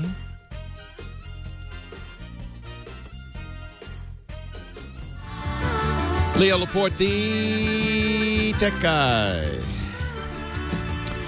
And we were talking to Tom in Grand Rapids, Michigan, who wants some buying advice. Hi, Tom. Hey there. Welcome back on this side. Thank you. So you're in the market for a new phone? I am. I'm on Verizon currently, and currently I'm using the iPhone 4S. Looking into possibly a Galaxy S3, the iPhone 5, or holding out for the Motorola Razr Max HD. Those are certainly three of the biggest phones out there. I would add, you know, this is a great time to be buying a phone. If you can hold out till November, you've got some great choices. The Galaxy Note 2 is coming to Verizon, I believe. Certainly coming to AT&T. Unfortunately, Verizon doesn't have a good range of Windows phones, so I'm not going to recommend a Windows 8 phone. If you were on AT&T, though, Nokia's Lumia 920 looks to be right up there with those phones that you mentioned. These are all the top of the line, fastest, bestest, nicest phones out there. And you're on an iPhone, so that's one argument for sticking with the iPhone. You've already invested in that ecosystem. It'll be certainly the easiest transfer. I've already, taken my iPhone 4S, synced it to iTunes, make sure everything's on there. I did a backup, cleaned it up, took off photos that I, don't need. So I'm ready when that iPhone 5 comes. I'll just plug it in and restore the backup to it, and all my apps will be on there. It'll be a very easy transfer. So there is an advantage to that. That does sound amazing. However, the new iPhone 5, even though it's on LTE, as I think you mentioned earlier, you're not going to be able to use data at the same time when you talk. So to me, that's a very big disappointment. This is a limitation of Verizon's network. Eventually, everybody who's using LTE will move voice and data onto LTE, and it will all work fine. But right now, Verizon continues to use technology called CDMA for voice and LTE for data. So the Galaxy S3, as an example on Verizon, can do voice and data simultaneously because it has 3 antennas, 1 for CDMA and 2 for LTE. Apple decided not to do that. So the iPhone, when you get a call, your data's cut off. And if that's important to you, that's an argument against it. Absolutely. Yeah, that was just a big disappointment because I thought for sure, they would have cleaned that up. But I do understand the limitations of Verizon, but, as we all know, they do have the most solid network nationwide, and I do travel a bit. And I also do travel internationally, which is my holdback with the Galaxy S3 because the Verizon Galaxy doesn't go global. Why can't one phone do it all? Exactly. Yeah. For my travel, I buy unlocked phones, and I use them on T-Mobile or AT&T, a GSM network. And, of course, that means when I get somewhere, and by the way, this Galaxy S3 is a unlocked European version that I carry. And so I'm running it on AT&T with an AT&T SIM, but as soon as I get to Europe, I just put in a European SIM, and I'm good to go. So that is a disadvantage of the S3. Ironically, the iPhone 5 on Verizon is an international phone. It has a nano SIM. Now, that may be a challenge because you'll have to get a nano SIM when you go to the host country. And right now, nano SIMs are rare as hen's teeth. Okay. So, yeah. So Not quite as global you have to decide, do you want to travel with it or do you want voice and data? Simultaneous voice and data. All of the above. Given that you're already an iPhone 5 user, how important? This is what puzzles me about voice and data. How often is it that you're on a phone call and you want to use data? Well, for me, it's quite frequently because I'm an internet marketer. That's my business, and then I teach people as well how to, work from home through internet marketing. So a lot of times I'm on my phone in a remote location, possibly away from my laptop, my iPad, or whatever, and I want to look up something in an email or something that we're discussing, and unless I have a Wi-Fi connection, I can't do that. There you go. So that's the problem, and it's going to continue to be a problem on Verizon with the iPhone. Not with as you say, not with the Galaxy S3. If you travel a lot, you can always buy a GSM burner phone and use that. In fact, it'd probably be easier than the iPhone because, again, this nano SIM is not widely supported yet in the outside of the iPhone. Yeah, I'm with you on that. I was wondering that myself, and you answered my question I didn't even ask. So good mind reading, my friend. Yeah. See, we are old friends, Tom. It seems like it. Yeah. I've for a very long time and listened to you, and I just really appreciate the work you do. Well, thank you. I love what I do because I get to have every one of those phones. And then when I travel, I'm going to Australia in November, Paris in December. I get to decide, well, do I want to bring, what phone do I want to bring? But it's almost always a GSM phone because it's so much easier. So much easier. I think that's what I'll do. Yeah. All right, Tom, nice to talk to you. Yeah, the Galaxy, you will certainly not be disappointed by the Galaxy S3. And, even if you've got a big investment in the iPhone ecosystem, you got a lot of apps, there are very few apps that aren't duplicated on Android. Most of them are inexpensive or free on Android. I'm looking at my front page on my Galaxy S3. I've got Path, Pair, Facebook, Google+, Twitter, Gmail, Kindle, the Google Authenticator, Instagram, Social Cam, Glimpse, Google Maps, Friday, Sonos, and Google Play. Those are all free apps. Not one of those cost me anything. So I don't think it's going to be too costly to make a move to Android. You'll find it very comfortable. I mean, look, that's why Apple sued Samsung. All smartphones are pretty much the same in many respects. I like the screen better, even better than the iPhone 5, I think. But we'll see when I get the iPhone 5. It's certainly got higher resolution and more bigger screen. It's a nice, thin, light phone. Having voice plus data is nice. It sounds like it's a must for you. So I certainly don't think you'll be unhappy with the Galaxy S3. I think I have to agree. I've been talking to people, and I think the consensus is people buy an iPhone because it's the phone to have. It's not based on the merits of the technology particularly. When the iPhone first came out, it certainly was. I stood in line for 6 hours to get the first iPhone, and it was worth it because it was a mile ahead of anybody else. But that was 2007. Here we are 5 years later. And there are plenty of excellent choices. I just talked about 5 different great phones, all of which would be as good as the iPhone 5. So, I don't think you need – I think you can make the choice now based on carrier. Remember, I've talked about this years ago. Everybody had to choose AT&T because that was where the iPhone was, and it was the only decent smartphone. Well, now everybody has it except for T-Mobile, and they're making it possible to bring an unlocked iPhone over. So you could choose your carrier first, whoever's got the best service for your area. If you travel internationally, that's a consideration. And then on every carrier, there's decent phones, really decent phones, both Android and, in most cases, iPhone. Vaughn or Vaugh, Laguna Niguel, Leo Laporte, the tech guy. Hi, Leo. How are you? I'm great. How are you? Pretty good. So now a lot of the Blu-ray combo have digital copies that come in with their packs. Yeah. And I know how to put it into iTunes, and I have a pretty old iPod Classic which I also bought a iPod Classic video screener where you put the iPod in and the screen's bigger so you can watch on a bigger screen. Right. Now, the older iPods... Oh, we're running out of time. Hang on. We'll get to you right out of the top of the hour. We've got to take a break for news. Leo Laporte, the tech guy.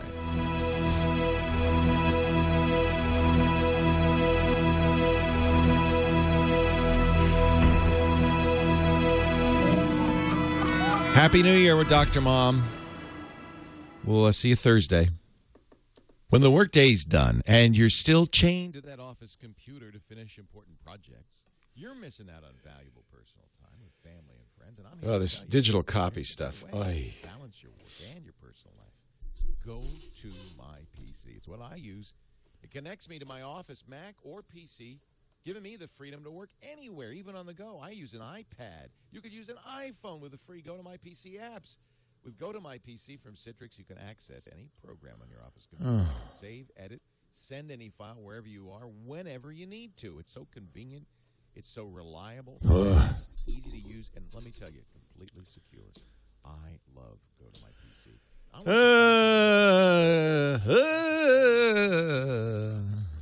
Visit GoToMyPC.com. So I ordered an iPhone 5. I have to use it all, and it's very hard for me to not try an iPhone because I admit, when I first got it, it was a revelation. Still have my first iPhone, and I've used iPhones ever since. It was only, I think, 2 years ago. I always tried Android phones, but I was able to make the switch. What was the first Android phone? I think it was probably the S2, the Galaxy S2, where I said, this is as good as, in fact, it's a little bit better than my iPhone. I used the Note for a while, loved it. I love that big screen. Currently use the Galaxy S3. But I'll get an iPhone 5 on Friday. I'll use it exclusively for at least a week or two, just so I can review it. And then I'll probably order the Galaxy Note 2 and the Lumia 920 because I need to try both of those. I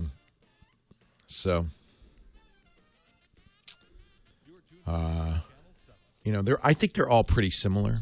There's not that much difference.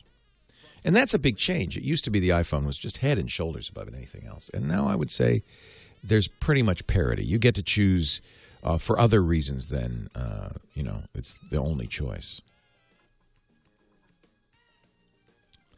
Well, I don't like to carry two phones at once. I mean, I use my iPhone a lot. I don't usually carry it around. I have it at home. There's program. It's got a better camera than the Galaxy S3. There's a few programs on it that I prefer. Easy UMS. Good gunny man.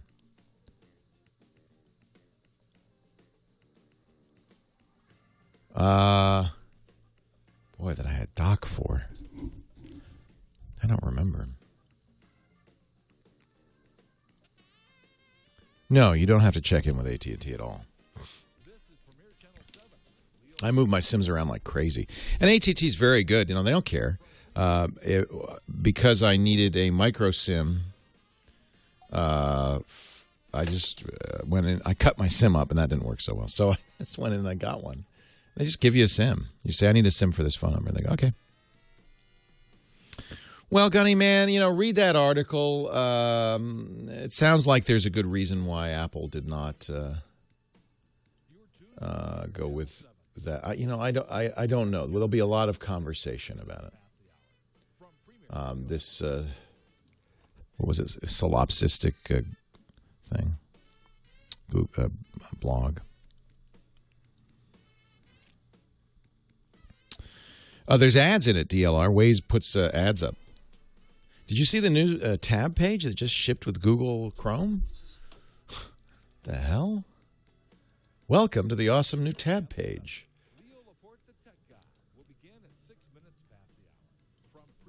Oh, maybe is that an extension I installed? What is this?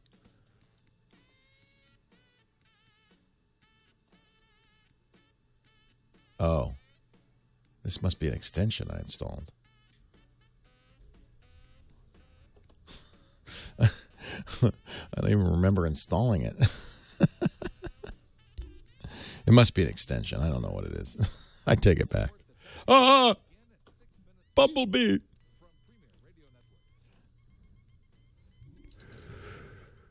No, unfortunately, Zynga charges you separately for each. And I wish they would charge you once for Android and iPhone, but they don't. There's free versions of it, though, if you don't mind the ads.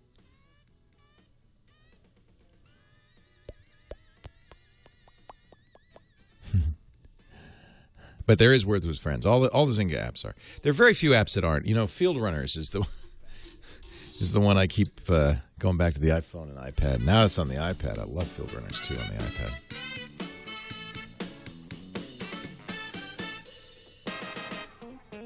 Well, it is an in-app purchase on Words with Friends. You buy an in-app purchase, so they could restore it for you. That gets rid of the ads. You're tuned to Premier Channel 7. Leo Laporte, the tech guy, will begin. Field Runners is on Android? Oh, that's nice. But it's not on Field Runners 2, right? I'm sure they'll do it soon. Happy New Year, GFB dude. Uh-oh, battery getting low. Battery low. The thing I have to say, the thing I like about the Galaxy S3, extra batteries. To me, having a removable battery is fabulous. You're tuned to Premier Channel 7. Leo Laporte, the tech guy. My new favorite game is Field Runners 2 on the iPad. Radio Network. You know, my GD Kindle Fire HD didn't come because, remember that credit card thing? Oh, no.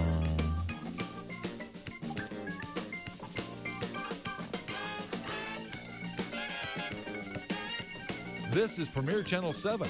Leo Laporte, the tech guy, will begin at 6 minutes past the hour from Premier Radio Networks.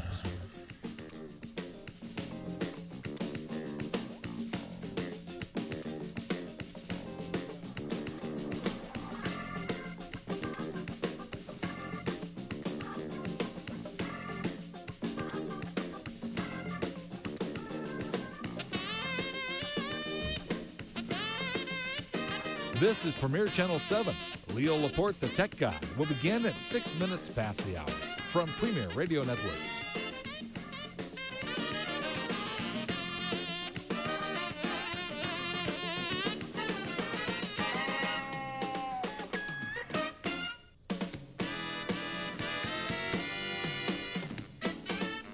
GD Kindle.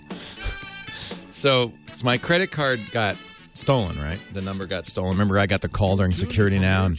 So that's the credit card that was on file with Amazon. And apparently, even though I ordered the Kindle, they didn't bill me until they were going to ship it. And then by then, the credit card was no good. There goes the balloons. Now where?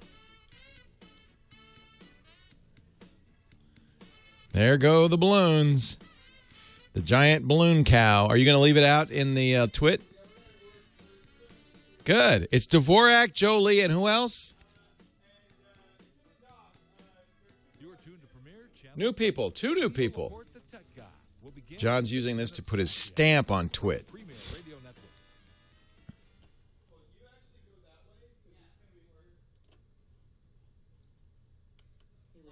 Yeah. I haven't done any yet. I'll do them all now. Yeah, just move them up, though. Yeah, I forgot to do any. Yeah. So what did I say? I said something wrong before?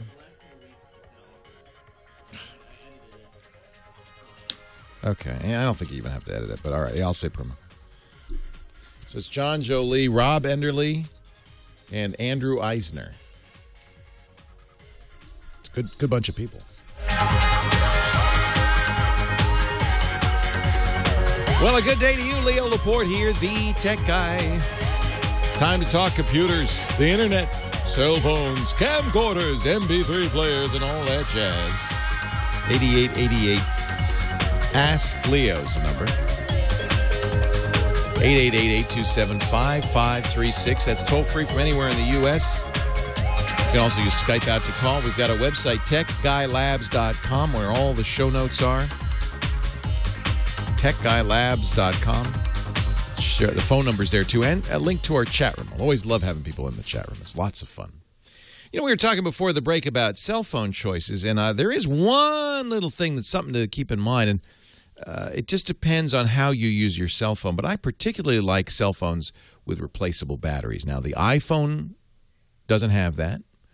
The HTC One does not have that.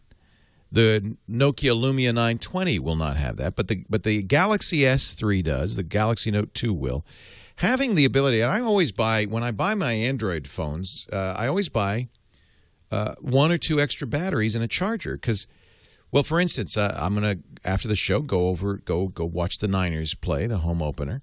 My phone, you know how it is. You sometimes don't get through the day depending on what you're doing, especially if you're doing a lot of, internet. It's 100% now, but let's say by 7 p.m. it starts to get low. No problem. I've got a second battery with me. And so if you're one of those people that travels a lot, you're not always near a charger, you need to get your phone more than, say, 8 to 10 hours, having a replaceable battery is great. Now, the iPhone, you can get cases with additional charge, Mophie cases, and I see a lot of people do that. But let me tell you, when if you do that, you're kind of getting rid of the whole advantage of the thinner, lighter iPhone, aren't you? So that's kind of a negative.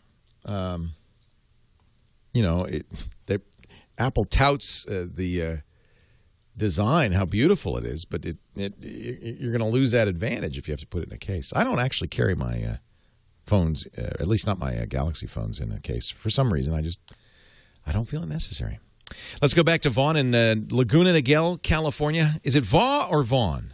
Vaughn. Vaughn, nice to talk to you. What can I do for you?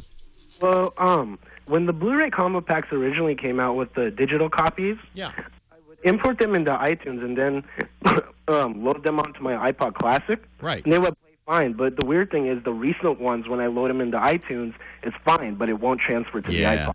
So the older iPods are not as capable in terms of playback, and obviously they've changed the format of those digital copies.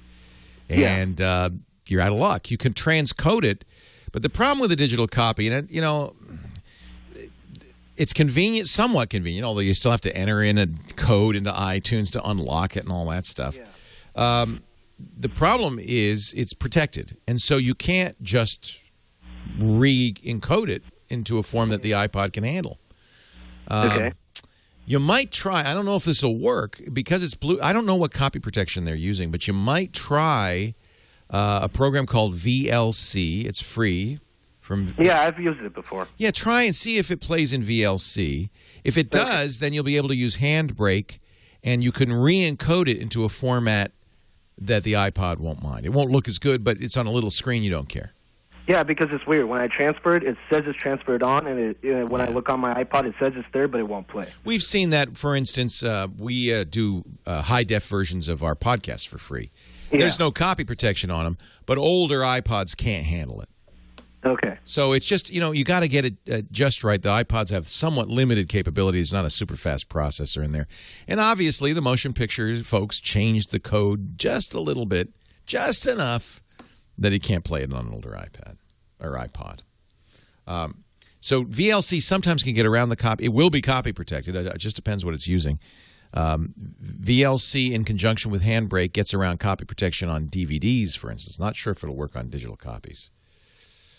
It's fair play. Okay. So it's using the iTunes DRM. Well, there are ways to get around that as well. You'll need to get around the copy protection. Then you can re-encode it. That's too bad. If it lets you, this is a pain, but if it lets you burn a DVD with it, then you can rip the DVD, no problem. Oh, golly. It's a shame you have to even think about that. Henry's in Huntington Beach, California, our next caller. Hi, Henry. Leo Laporte, the tech guy. Hi, Leo. How's it going? It's great. How are you? Good. I'm having trouble here with the iPhone. I represent a charity in a nationwide voting contest on Facebook, and we've been having problems with the voting system on iPhone and on Safari. What happens? Well, basically, Chase created the application, and when you go on a phone, partially it's because the phone screen's a little too small, but when you click application, there's some sort of when you click on the allow application button, there's some sort of glitch. Oh, I hate that. This is using Facebook to authenticate. Right. Yeah, and so it has to go through just right. There's nothing I can do to help you on this, unfortunately. What you have to do is talk to the people who made the app. They made a mistake. And, it's not necessarily their fault. I've noticed this with other apps, that sometimes the Facebook authentication issue can bite you. I've had this happen all the time, in fact, because now that I think of it, on iPhones and other devices. The idea being that if you use Facebook Connect, instead of requiring somebody to have an account, you could just say, well, we'll use your Facebook account. But in order to do that, you have to authenticate with Facebook. And for some reason, Facebook's supposed to send back something called a token, a little number, not so little, a big number, that then identifies you and says, yeah, this is who he says he is. It sounds like that token's getting lost. The only thing you could do is go back to the app designer. Jason in Sunrise, Florida. Leo Laporte, the tech guy. Hey, Jason. Hey, Leo, how you doing? I'm well. How are you? Good, thank you. Thanks for taking my call. My pleasure. What can I do for you? Yeah, I'm calling because I run a small remote computer repair company, and we provide services for home users, and we also provide services for small businesses. And I wanted to know, I was looking at this piece of software called Op Manager, and it's a network monitoring software. Mm-hmm.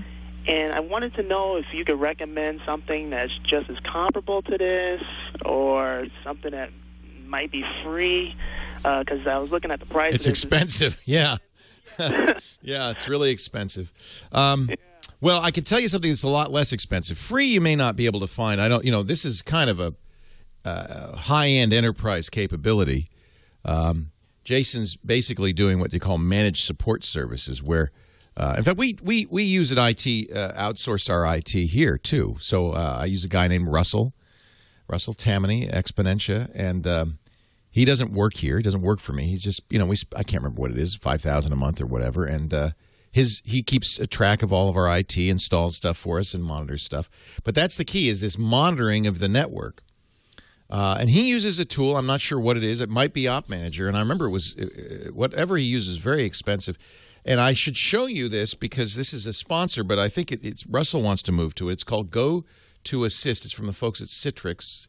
And I think you know that they're a big sponsor of this show, have been since day one. We're big fans of Citrix. And this Go to Assist has been around for a while as remote management, but they now do monitoring. And we showed it to Russell, and it was a lot cheaper. And I think he might be using Op Manager. It was a lot cheaper than what he was using. So he's going to switch over to it. It's not free, though. I don't know if there's something free in this arena. Maybe the chat room does. Again, disclaimer, Go to Assist is a sponsor. We do ads for him. But I think it's quite good. James, who's at Corel Roxio, says we use Go to Assist. It's great for remote support. But I like the ability to do the remote monitoring. That really is kind of critical to being a good IT guy, remote IT guy. Good luck, Leo Laporte, the tech guy.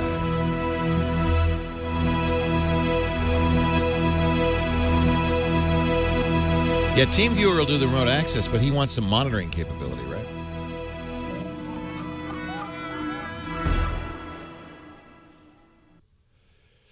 So what we're looking for is monitoring. The classic juggling act. How do you keep your company's systems running reliably on sometimes ancient, not remote access, and monitoring. Get to roll out new systems in no time, all on a decreasing budget. Well, if that sounds familiar, and I'm sure it does, listen up, because I have the solution that's going to make you a rock star at your company. It's time to harness the power of the cloud with Verticore. Yeah, this looks, he wants network and server monitoring. So PC Monitor looks like it's focused per computer. It might do it. Looks similar. Need a few servers for a few weeks, not a problem. Want to run your company's website, email, or billing systems? Xenos. Is there an open source solution? Probably not, huh? Yeah, there are quite a few of these. Yeah, Xenos looks like it does the same thing. I'm not sure what Russell uses. I should find out. Op Manager. I seem to remember Op Manager. Wow, there's a lot of them. Spiceworks, huh? server, or visit them online at virtacore.com. In the time it takes you to go to the post. Oh, it's free. Wow. Full of other important tasks on your busy schedule. So why? How is it free? What are they? Is it freemium? Use Stamps.com to get postage right from your desk. Save time. That's good. I'll mention this. This looks good. More efficiently with Stamps.com. You can buy and wow. pay official U.S. postage for any letter or package using your computer, your printer. It's Windows only. Links, no postage meter, just what you've got already. It says running on a PC. It discovers Windows OS 10, Linux, and Unix. But you have to run it from Windows. That's cool. That's pretty impressive. I don't get their business model. We love Stamps.com so much we got 2 accounts. We were fighting over that great digital scale they give you. Right now I have a special offer. They must have a no-risk trial. It's a $110 bonus offer. It includes that USB scale. We love it. And up to $55 free. Nagios is it's ad supported. Is Nagios free? Stamps.com right now. Try it. It's not free, right? No. Boy, that is a crappy website. Underwhelmed by the website, I must say. But maybe they're geeks. Maybe they know what they're doing.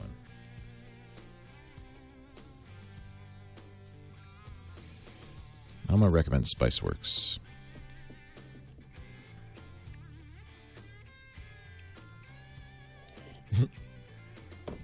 Nagios, Puppet, and Chef. Good, Nagios. But it's not free, right? He wanted cheap.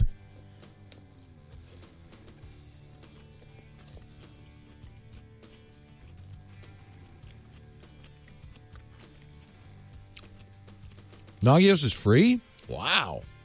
Well, in that case, it's a great website. Really? It's free? How do they do that? All right. Boy, that's 2 good choices. Thank you, guys. Oh, it's open source. All right. Right, you pay for the support. Well, that's fair.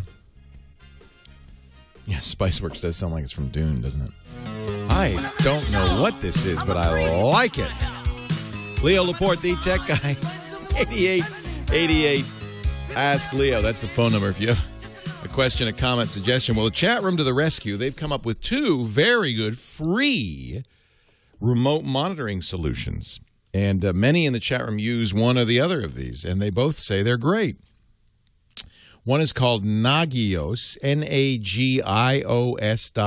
It's open source, very mature, remote monitoring and more, and it's free. Wow. Nagios. The other is Spiceworks. Spiceworks. So for our last caller, there's two choices, Jason, that are free. That's less expensive than Op Manager, that's for sure. Don in Monrovia, California. Leo Laporte. Let me press the button. The tech guy. Hi, Don. Hello. Welcome to the show. Thanks for having me. What can I do for you? Hello? Yes. Oh, okay. Sorry. I did not hear you. I've got a problem here with my browsers that's causing me a great deal of pulling my hair out.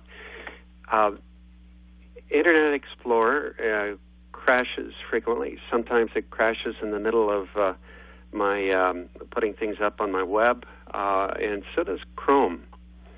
That, of course, I don't know why it crashes, but I would sure like to figure that out. The other thing is that with both Internet Explorer and also Firefox, I keep getting these annoying little links that pop up in red, underlined, and encouraging. Now, is that on just some websites, or is it on your site, on your stuff too? I notice this most on my website. Oh, if it's on your website, that's bad.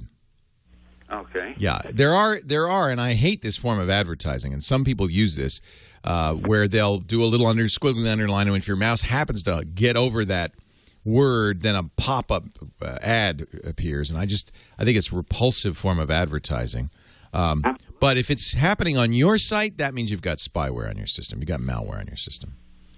And it probably has to do with the crashes as well. Certainly we want to treat this, and then we'll worry about the crashes later because that's not right.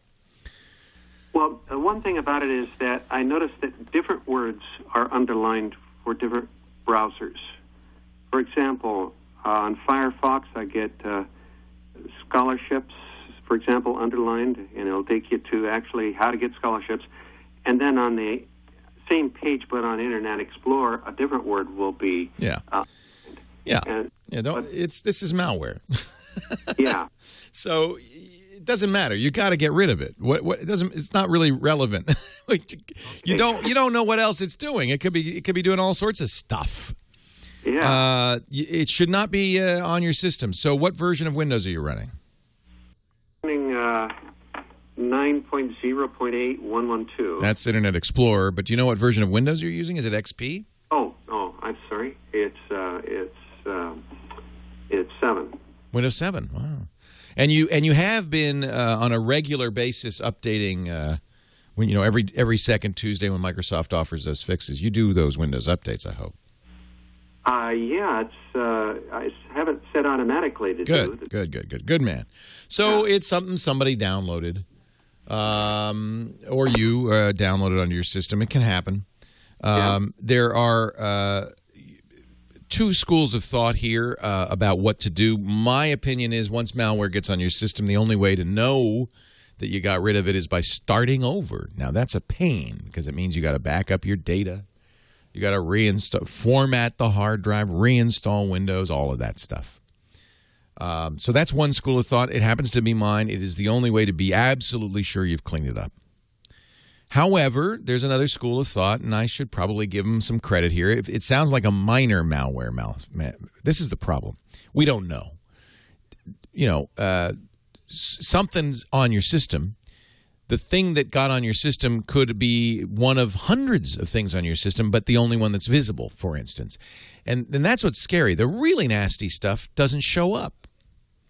But the fact that you've got one thing usually indicates there's more. In any event, I'm just pointing out that the best thing to do would be start over.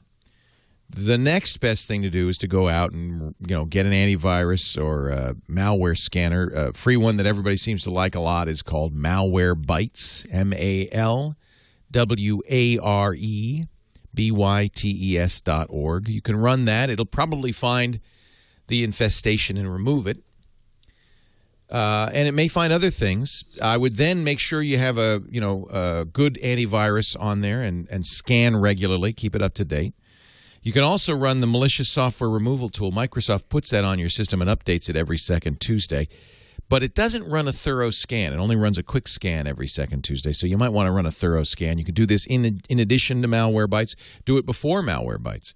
The way you run that is by pressing Windows R, the Windows key and the R button simultaneously, or clicking Start, clicking on Run, and then just type MRT. MRT. And that'll run on your system. You'll see a window, do a thorough scan, see if there's anything else on there. If both, Malwarebytes comes up clean after you run it and MRT comes up clean, you're probably all right. But there's always that nagging little thing in the back of my head that says, but how do you know? And most security experts will say, hey, you don't know unless you format the drive and start over. You might want to, as a third precaution, go to eset.com and run their online scanner. It's free, and then you'll get all all the advice you can, and it's up to you whether you want to take that chance. I always just reinstall. Well, I haven't had malware in years, but I always recommend reinstalling. And surely, if I had malware on my system, I would absolutely wipe it and start over. It's just because two reasons. One, there could be hidden stuff on there. And two, really nasty stuff cannot be removed by MRT or Malwarebytes. It buries itself into system files, and the removal would make an unbootable computer. But try it. See if it fixes it. It could be you got just like a little tiny little bug, little just drive-by infection. If you keep seeing those underlines, though, you got to reinstall. And it's probably the case that has something to do with the crashes. It's not been my experience that Internet Explorer or Chrome crashes a lot. Pat in Anaheim, Leo Laporte, the tech guy. Yes, Leo. Hi. Good afternoon to you, and thank you very much for being there to answer computer questions. My pleasure. I love doing this. Okay, I have a question with regard to getting into what is called event log. I believe that comes off of set configurations, and when I go in there, I have a series of things that say that are stopped, and I have another. Don't worry about it. Normal. Okay, that are activated. Don't worry about it. Okay. Don't look at it. Pretend it doesn't exist. Does that degrade the computer? No, it doesn't do anything. Don't look at your event logger. Leo Laporte, the tech guy.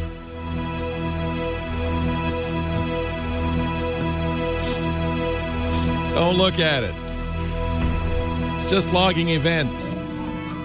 Leo Laporte, the tech guy. 8888 Ask Leo is the phone number if you want to call in, ask a question, make a comment, make a suggestion. Johnny is next from Mountain View. Hi, Johnny. Hello, Johnny. Yeah, hi, Leo. You hear me? I hear you great. What's up? Yeah, long time no hear. I was just wondering, we've been hearing for quite some time about this supposed iPad Mini that was supposed to come out Wednesday. Kim Commando said so. And why do you listen to her? Why do you listen to her? A good show. I like to listen to all of them. Okay, but she's a nitwit. But okay, go ahead and listen to her. But anyway, she's wrong. Obviously, she pays no attention to what's going on in the world. Oh, really? Yeah. So let me explain. Let me tell you the truth. You want to know what the truth is? What? No one knows anything because Apple doesn't say anything. However, Apple has these tame journalists that they drop a hint to. Wall Street Journal, All Things D, a blog called The Loop. When these guys, and another blog called Daring Fireball, when these guys say what Apple's going to do, you listen because Apple is known to drop a hint with these guys. So what is this story? They never were going to announce an iPad Mini this week. Kim Commando's a nitwit. They were going to they may be doing an iPad Mini. There seems to be a strong consensus, and given the fact that we knew every single thing about the iPhone 5 ahead of time, I would guess this is true. This is the problem. Apple has to manufacture this stuff months ahead of time to meet demand now, right? So they will go to China in the spring and say, okay, you guys, you got to keep this under your hats. You cannot tell anybody, but we're going to make this thing called the iPhone 5, and we're going to make this thing called the iPad Mini, but don't tell anybody or we'll be really, really angry. Now, that works if you're telling your employees that. Nobody from Apple leaks this stuff. It doesn't work so well if you're in China telling some Chinese workers, hey, don't tell anybody or we're not going to pay you your 50 cents a day. So all this stuff leaks out because they've been manufacturing it since March. So we do know, in fact, a little bit about what's going on, I believe. We knew every single detail of the iPhone 5. And the consensus is there will be an iPad Mini. It will be 7.85 inches. Mm-hmm. It will be effectively exactly the same as an iPad 2, 1024 by 768. It'll have the iPad 2's processor, the same speed, same amount of memory. And this is what Jim Dalrymple at The Loop, and John Pachowski at All Things D, and John Gruber at Daring Fireball, the three tame journalists say it will be next month, October, that Apple will have this event and announce it. Next month? Next month. Okay, well, I'll keep looking for that then. All right, John. Now you got the straight stuff. Yeah. Thank you very much. Stop listening to that other girl. She doesn't know what she's talking about. Lady, pardon me. We don't know anything about pricing. You see, this is a perfect example. We know about the hardware. Why? Because that has to be made in China. And these suppliers and manufacturers, you know, they leak like sieves. And now that Apple has to make so many ahead of time, they've known about it for months. It's interesting. We don't know as much about the iPad Mini, do we? We haven't seen pictures or things like that. And that's because I suspect it's a new product for them. They're not ramping up production as early as they do with the iPhone 5. They know how many iPhone 5s they need. They need millions. In fact, they underestimated, didn't they? They sold out in 1 hour on the Apple website. 1 hour they sold the first shipment. So even then they didn't make enough, even though they've been making them for months. But what doesn't leak out is the price. Why? Because the Chinese manufacturers don't know that. They have no idea. That's what people at Apple might know, but Apple's very as tight as a drum. They don't leak anything. They don't leak anything. We don't know, by the way, how many iPhone 5s they sold, but given what Apple must have known, which is that this was going to be the best-selling iPhone yet again.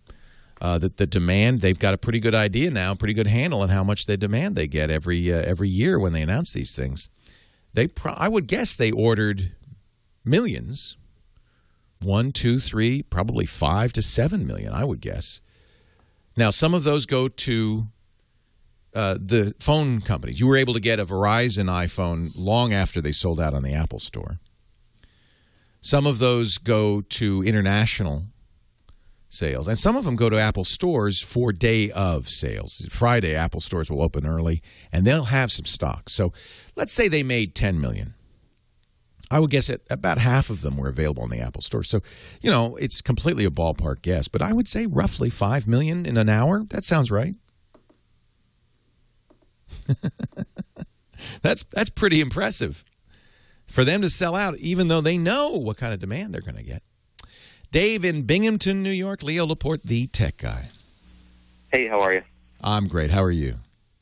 Not too bad, except for I would hope to still use my Aperture that I purchased off of the App Store. What's wrong? It should work. Yeah, it should work, except for I had to replace my hard drive. And after I did that, I did back up all my applications onto an external, but they have the circle with a line through it on those, so I can't open those, and I wanted to. No, don't. You're not supposed to. What you're supposed to do is reinstall it from the App Store. Right, but the problem now is I have a Core Duo, not Core 2 Duo, 2006 MacBook Pro. Oh. Mountain Lion, can't download. You're out of luck. Aperture. Yeah, why'd you go backwards? Why'd you go backwards? Oh, I didn't. No, I didn't go backwards. My MacBook Pro doesn't won't use Mountain Lion. It's not enough. Yeah, so if you buy something in the App Store from Apple, it's only good on machines that the App Store runs on. That's it. Right, which it was at that point. Right, when I but bought now it, you're running on a machine that doesn't have the App Store on it. So if you were to get a new Mac and log into the App Store, it'd work fine.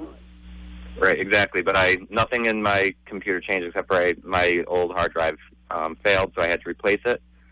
And so, because I've replaced the hard drive, my purchase from the App Store doesn't work. It has nothing to do with your hard drive. It won't work because you're not using Mountain Lion. Right, but I did, I downloaded it when I had 10.6.8. So, the issue is not the hard drive. It's that you're not using what are you using, Panther? What are you using? I'm using Snow Leopard's, the 10.6.8. So I don't understand why aren't you using a more recent one? Because 10.7 won't work on the old How did it work before? Pro. Because it was the old version of Aperture.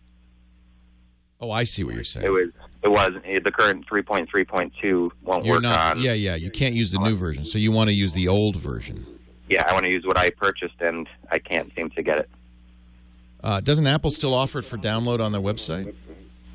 I'm not sure about that. It definitely can't get it in the App Store. No, it won't be able to. It's a different version.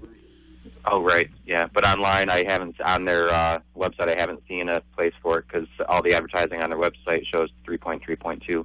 Right, in the past, for instance, with Final Cut, because of the hue and cry, they did continue to sell it as a download. Yeah, I just went to the Apple Store, apple.com/aperture, and you have to get it from the App Store. It's only $80. Wow, that's an interesting conundrum. So to summarize, you bought Aperture when it used to be just a download from Apple. In fact, you might have even bought a box at the Apple Store. But then you've lost the original and you didn't save it or something. And I would go to the Apple Store and say, hey, Genius, come here. Make an appointment with the Genius. Explain this. I bet you they have a way of getting you the older copy. Leo Laporte, the tech guy.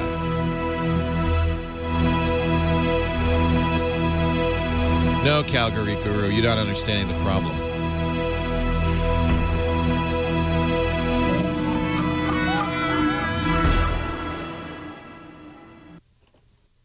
It's a crazy world we live in, and more than any question I get asked is, how do I get protection from spyware, from malware, from viruses, worms, Trojan horses, keystroke loggers, all those little beasties, adware, phishing scams. You can There's download really it. only one program. That's you need, interesting. the one I use. ESET's But it does say system requirements lion or mountain lion. So that's 332. That's interesting. So they still offered for download. He needs to go back to an older version. That's the problem.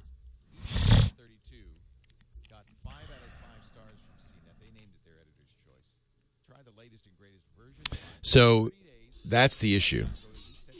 He has the old version, the pre-App Store version of Aperture. He is not running a modern OS. He could still run the old version of Aperture, but it's gone, and he needs to install the old version because the new version won't work. Oh, boy. Leo will rock you. Leo Laporte, the tech guy. Our website, techguylabs.com. That's where we put all the show notes, the previous episodes. Everything's up there.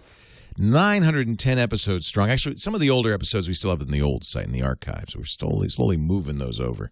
But everything's there, free, no subscription necessary, audio and video of every show, and links to the TWiT network, my podcast network, where I continue to do this kind of tech talk all week long. Non-stop. Jono in the chat room asking an interesting question. Is quad-core better than dual-core on mobile phones? For instance, the iPhone 5, which is, we're not sure, but pretty sure just has 2 cores, not 4. That's 2 processors, not 4 processors. My Galaxy S3 in the unlocked version, the European version I have, has 4 cores. But is it faster than the 2-core US version? Well, in most cases, no. In most cases, no. Because mostly you're not multitasking on a smartphone. You're doing one thing at a time. Maybe 2. You're not doing 4. So I wouldn't worry so much about how many cores your processor or your phone has. It's more important how much RAM it has, how fast the cores it has are. I think the iPhone 5, for instance, is probably the fastest phone on the market, not because it has 4 cores. It doesn't. It only has 2. But because the processors in there are highly optimized.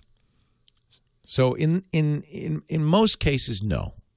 It doesn't matter how many cores. It's just a selling point. But, people pay attention to that. So the companies that make these talk about these specs. It's I praise Apple at some degree for not getting caught up in the spec wars, right? Jones in Sacramento, Leo Laporte, the tech guy. Hi, Joan. Hi there. How you doing, Leo? Very well. How are you? I listen to you every week. Thank you. But I have a problem myself. I had my husband died recently, and I had people in here, and they unplugged everything. I'm afraid to plug everything back into, I don't know which cord goes with which gadget. Oh, no. That happens. That happens even to, it happens to me when I take my home theater apart and then move it. Yeah. It's probably a good idea right now to label all your cords. What I would suggest, Joan, if you do want to set it all back up, is you probably want to call a local home theater installer or somebody like that, because it's just for the computers. But if you plug a wrong plug into a computer, you can blow it up. Well, I don't think so. If it's just computers, no. I think you're all right. I think all of those plugs are manufactured in such a way that you can't put the wrong plug in the wrong hole. Okay, because I have 4 computers. I love this stuff. Oh, that's great. Well, I'm so sorry about you losing your husband. Yeah, and I think I'm in my 70s. He's, late 70s. He's in his 90s, and I'm still addicted to all this. That's great. Yeah. My mom, who's almost 80, she'll turn 80 in January. Same thing. She loves it. Yeah, I do too, and I've listened to you since day one. The only issue is in LA, so I always listen to KFI. Thank you, Joan. I really appreciate it. The only issue is it may not work, but it won't hurt anything. But it won't blow up my machine. No, huh? You don't have to worry about that. It'll either fit or not fit. I've done that before. Hooked something into the wrong thing and wrecked it. Don't jam it. If it doesn't fit. No. I put it in right, but if the wrong. No, I don't. I can't think of anything that you could really. Okay, because I have 4 different computers here. My kids are doctors, and so when when they get something new, they give me their old stuff. Get your kids to come over and fix it up. Or find a smart college kid. You're in Sacramento. There are a lot of colleges there. Yeah. Maybe somebody at Cal State could come over, put an ad on the bulletin board there. Because it's probably not it's probably something you could do easily. But just don't jam anything, and if everything should fit nice and easy, don't put a phone jack in your network. If you've got phone stuff, stuff plugged into the wall, careful with that. Make sure that's going to the right place. But I don't think it's going to be too difficult. Yeah, I just have 3 laptops, and the cords got mixed up when, people in here when my husband died, and people tend to get into your stuff. Well, that's not nice. And if they unplug it, they should plug it back in. Yeah, well, they just... I'm sorry. It all, and so now I'm trying to figure out which goes where. Yeah, no, you're pretty much safe. Everything should only fit into the connector that it's supposed to fit into. But you could also find a geek at a local college or even high school who could probably help you with that. It's not too hard. And Joan, stay online, stay in touch. That's fantastic. It's just, I think it's a communication tool now. It's not just a big calculator. It can do so much more. Somebody in the chat room at Wenco is saying match the colors. So often backs of computers now are color coded and so forth. I think you're going to be all right, Joan. Don't be too afraid of doing that. It should be fine. Hi, Sandy. Leo Laporte, the tech guy. Hi, Leo. How are you? I'm great. Thanks for hanging on. I'm glad. I appreciate your trust. 3 geniuses couldn't solve this. Well, 3 geniuses, 2 managers, and 1 behind-the-door tech person. And they're all scratching their heads. Yes. In fact, they sent me home the 3rd time. I went 3 visits. 2 of them lasted longer than 2 hours. Wow. So tell me what the problem... We have about 4 minutes, so I'm going to try to get this done. Yeah, tell me what the problem is. So, I take trips, and we have photos, and we like to share them with each other, so I burn them on a disk from iPhoto. Okay. Very straightforward. Yeah. And so I just got back from my other trip, and I tried to burn my photos. Select them, and you hit burn, and everything should be fine. So what it does is it kind of goes through the process like it's burning, and then it spits my disk out, and an air box comes up. So that happened over and over. Went to the first visit. They tried some things. They did all this stuff. What kind of Mac is it? iMac? It's an iMac. A desktop iMac. See, unfortunately, that DVD burner is built into that iMac there. Right. So what they did is they said, "Oh, it looks like your super drive is broken." Yeah. And they actually replaced it, and I had to pay for it. And I said, "Well, okay, it's a couple years old. All right, I'll do that." Right. And went home, was all excited, went home to burn it, did exactly the same thing. Brought it back. They looked at it again. They brought other geniuses over, another manager, and they still did not fix the problem. So after 3 visits, they sent me home, and they said, "Well, you're going to have to. It's probably your photo library. You're going to have to rebuild it. Go home and rebuild it." I went home, saved it, of course, rebuilt my library, same problem. Wow. I have no idea. So what do you do? I mean, Apple's really good. I've never, ever had a complaint about the Genius bars or anything about them, but they kind of left me hanging. They can't leave you hanging. They got to fix it. I don't understand why they're not fixing this. Yeah, that was the last thing they said, that they... Well, there's a few things I would try, and they should have tried all this. First of all, let's try burning something not from iPhoto, but from some other source, because that's how you would find out if it was your iPhoto library. They actually did that. They built another library and downloaded some pictures from the internet. And did that work? And it would burn. It would burn. Okay, so all troubleshooting is this process of eliminating possibilities. So now they know the DVD burner, the super drive works, the disks you're using work. It's clearly your iPhoto library. Now you've got a problem because so here's the deal. You can get your pictures out of the iPhoto library. You want to go into your pictures folder and right click or command click on the file that's called iPhoto library. And lo and behold, it's not a file at all. It's actually a folder. So you command click on it, and you actually control click on it. I'm doing it right now so I can follow along. And you show package contents. In there's a folder called Original Photos, or Masters, I guess they call it now. Those are your pictures. They're all good. They're all safe. Leo Laporte, the tech guy. Oh, yeah, I don't know. I mean, I ran out of time, unfortunately. Oy. But they're all here. So pictures. You know when you call and ask, makes me feel bad that I ran out of time. I've always told you. Control click, show package contents. I want to tell you about something I know in the contents. There it is. Originals. With Epson not Connect, masters. you're Originals. no longer shackled to your computer desk when you want to print. I opened the wrong print thing. Easily from anywhere, from Let's your do that again. iPad, Pictures, your iPhone, your Android not tablet, photo your Android booth, phone. iPhoto anywhere library, inside your home office, even show outside. package As contents. you travel around, you just email your Masters. printer. Every printer with Epson Connect has its own unique and it's email sorted by address. year All you and do is month. send it And an these are the email with originals. the attachment you want to print to your printer's address, and the documents print. You can even customize the email original address to make images. it even easier to remember. Or download the Epson. So all of those images are iPrint safe. App for iOS and You just Android. take those Sounds out. Like having your own Gosh, I digital wish I hadn't run out of time. You print Microsoft Office Maybe you documents, can maybe you can add this to the podcast, and she can watch you. Take those out. Just drag them out of there, or make a copy. Would probably be better. Put them on the desktop. Then throw away your iPhoto library. Now you're going to lose anything that you've done to name them or modifications and stuff, but at least you've got the originals. Then throw away, or better yet, here's what we should do. Everything should be copies, right? So let's, again, control-click, show package contents. Let's take the masters folder, and let's copy it. So we're going to copy that out. I'm just going to do a Command-C and paste. So I'm going to paste it to my desktop. So now I put that master folder. It's going to 11 gigs is going to copy it to my desktop.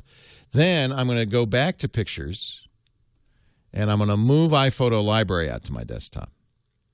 Then I'm going to launch iPhoto, and I'm going to import photos from masters. That will rebuild the photo library from scratch. There actually is a way of holding down the Option key and doing that, but I think that might be the best way to do it. You made a copy so that you have the original and you can go back to it, and try burning then. Well, that's it for the Tech Guy Show for today. I'm Leo Laporte. Thank you so much for joining us. Don't forget, the Tech Guy is just the tip of the iceberg. We do nearly 30 shows now on the TWiT Netcast Network, and you'll find them all at twit.tv.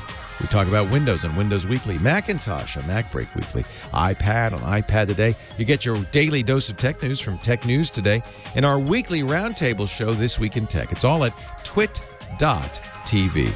And I'll be back next time with another great Tech Guy podcast. Thanks for joining me. See you next time.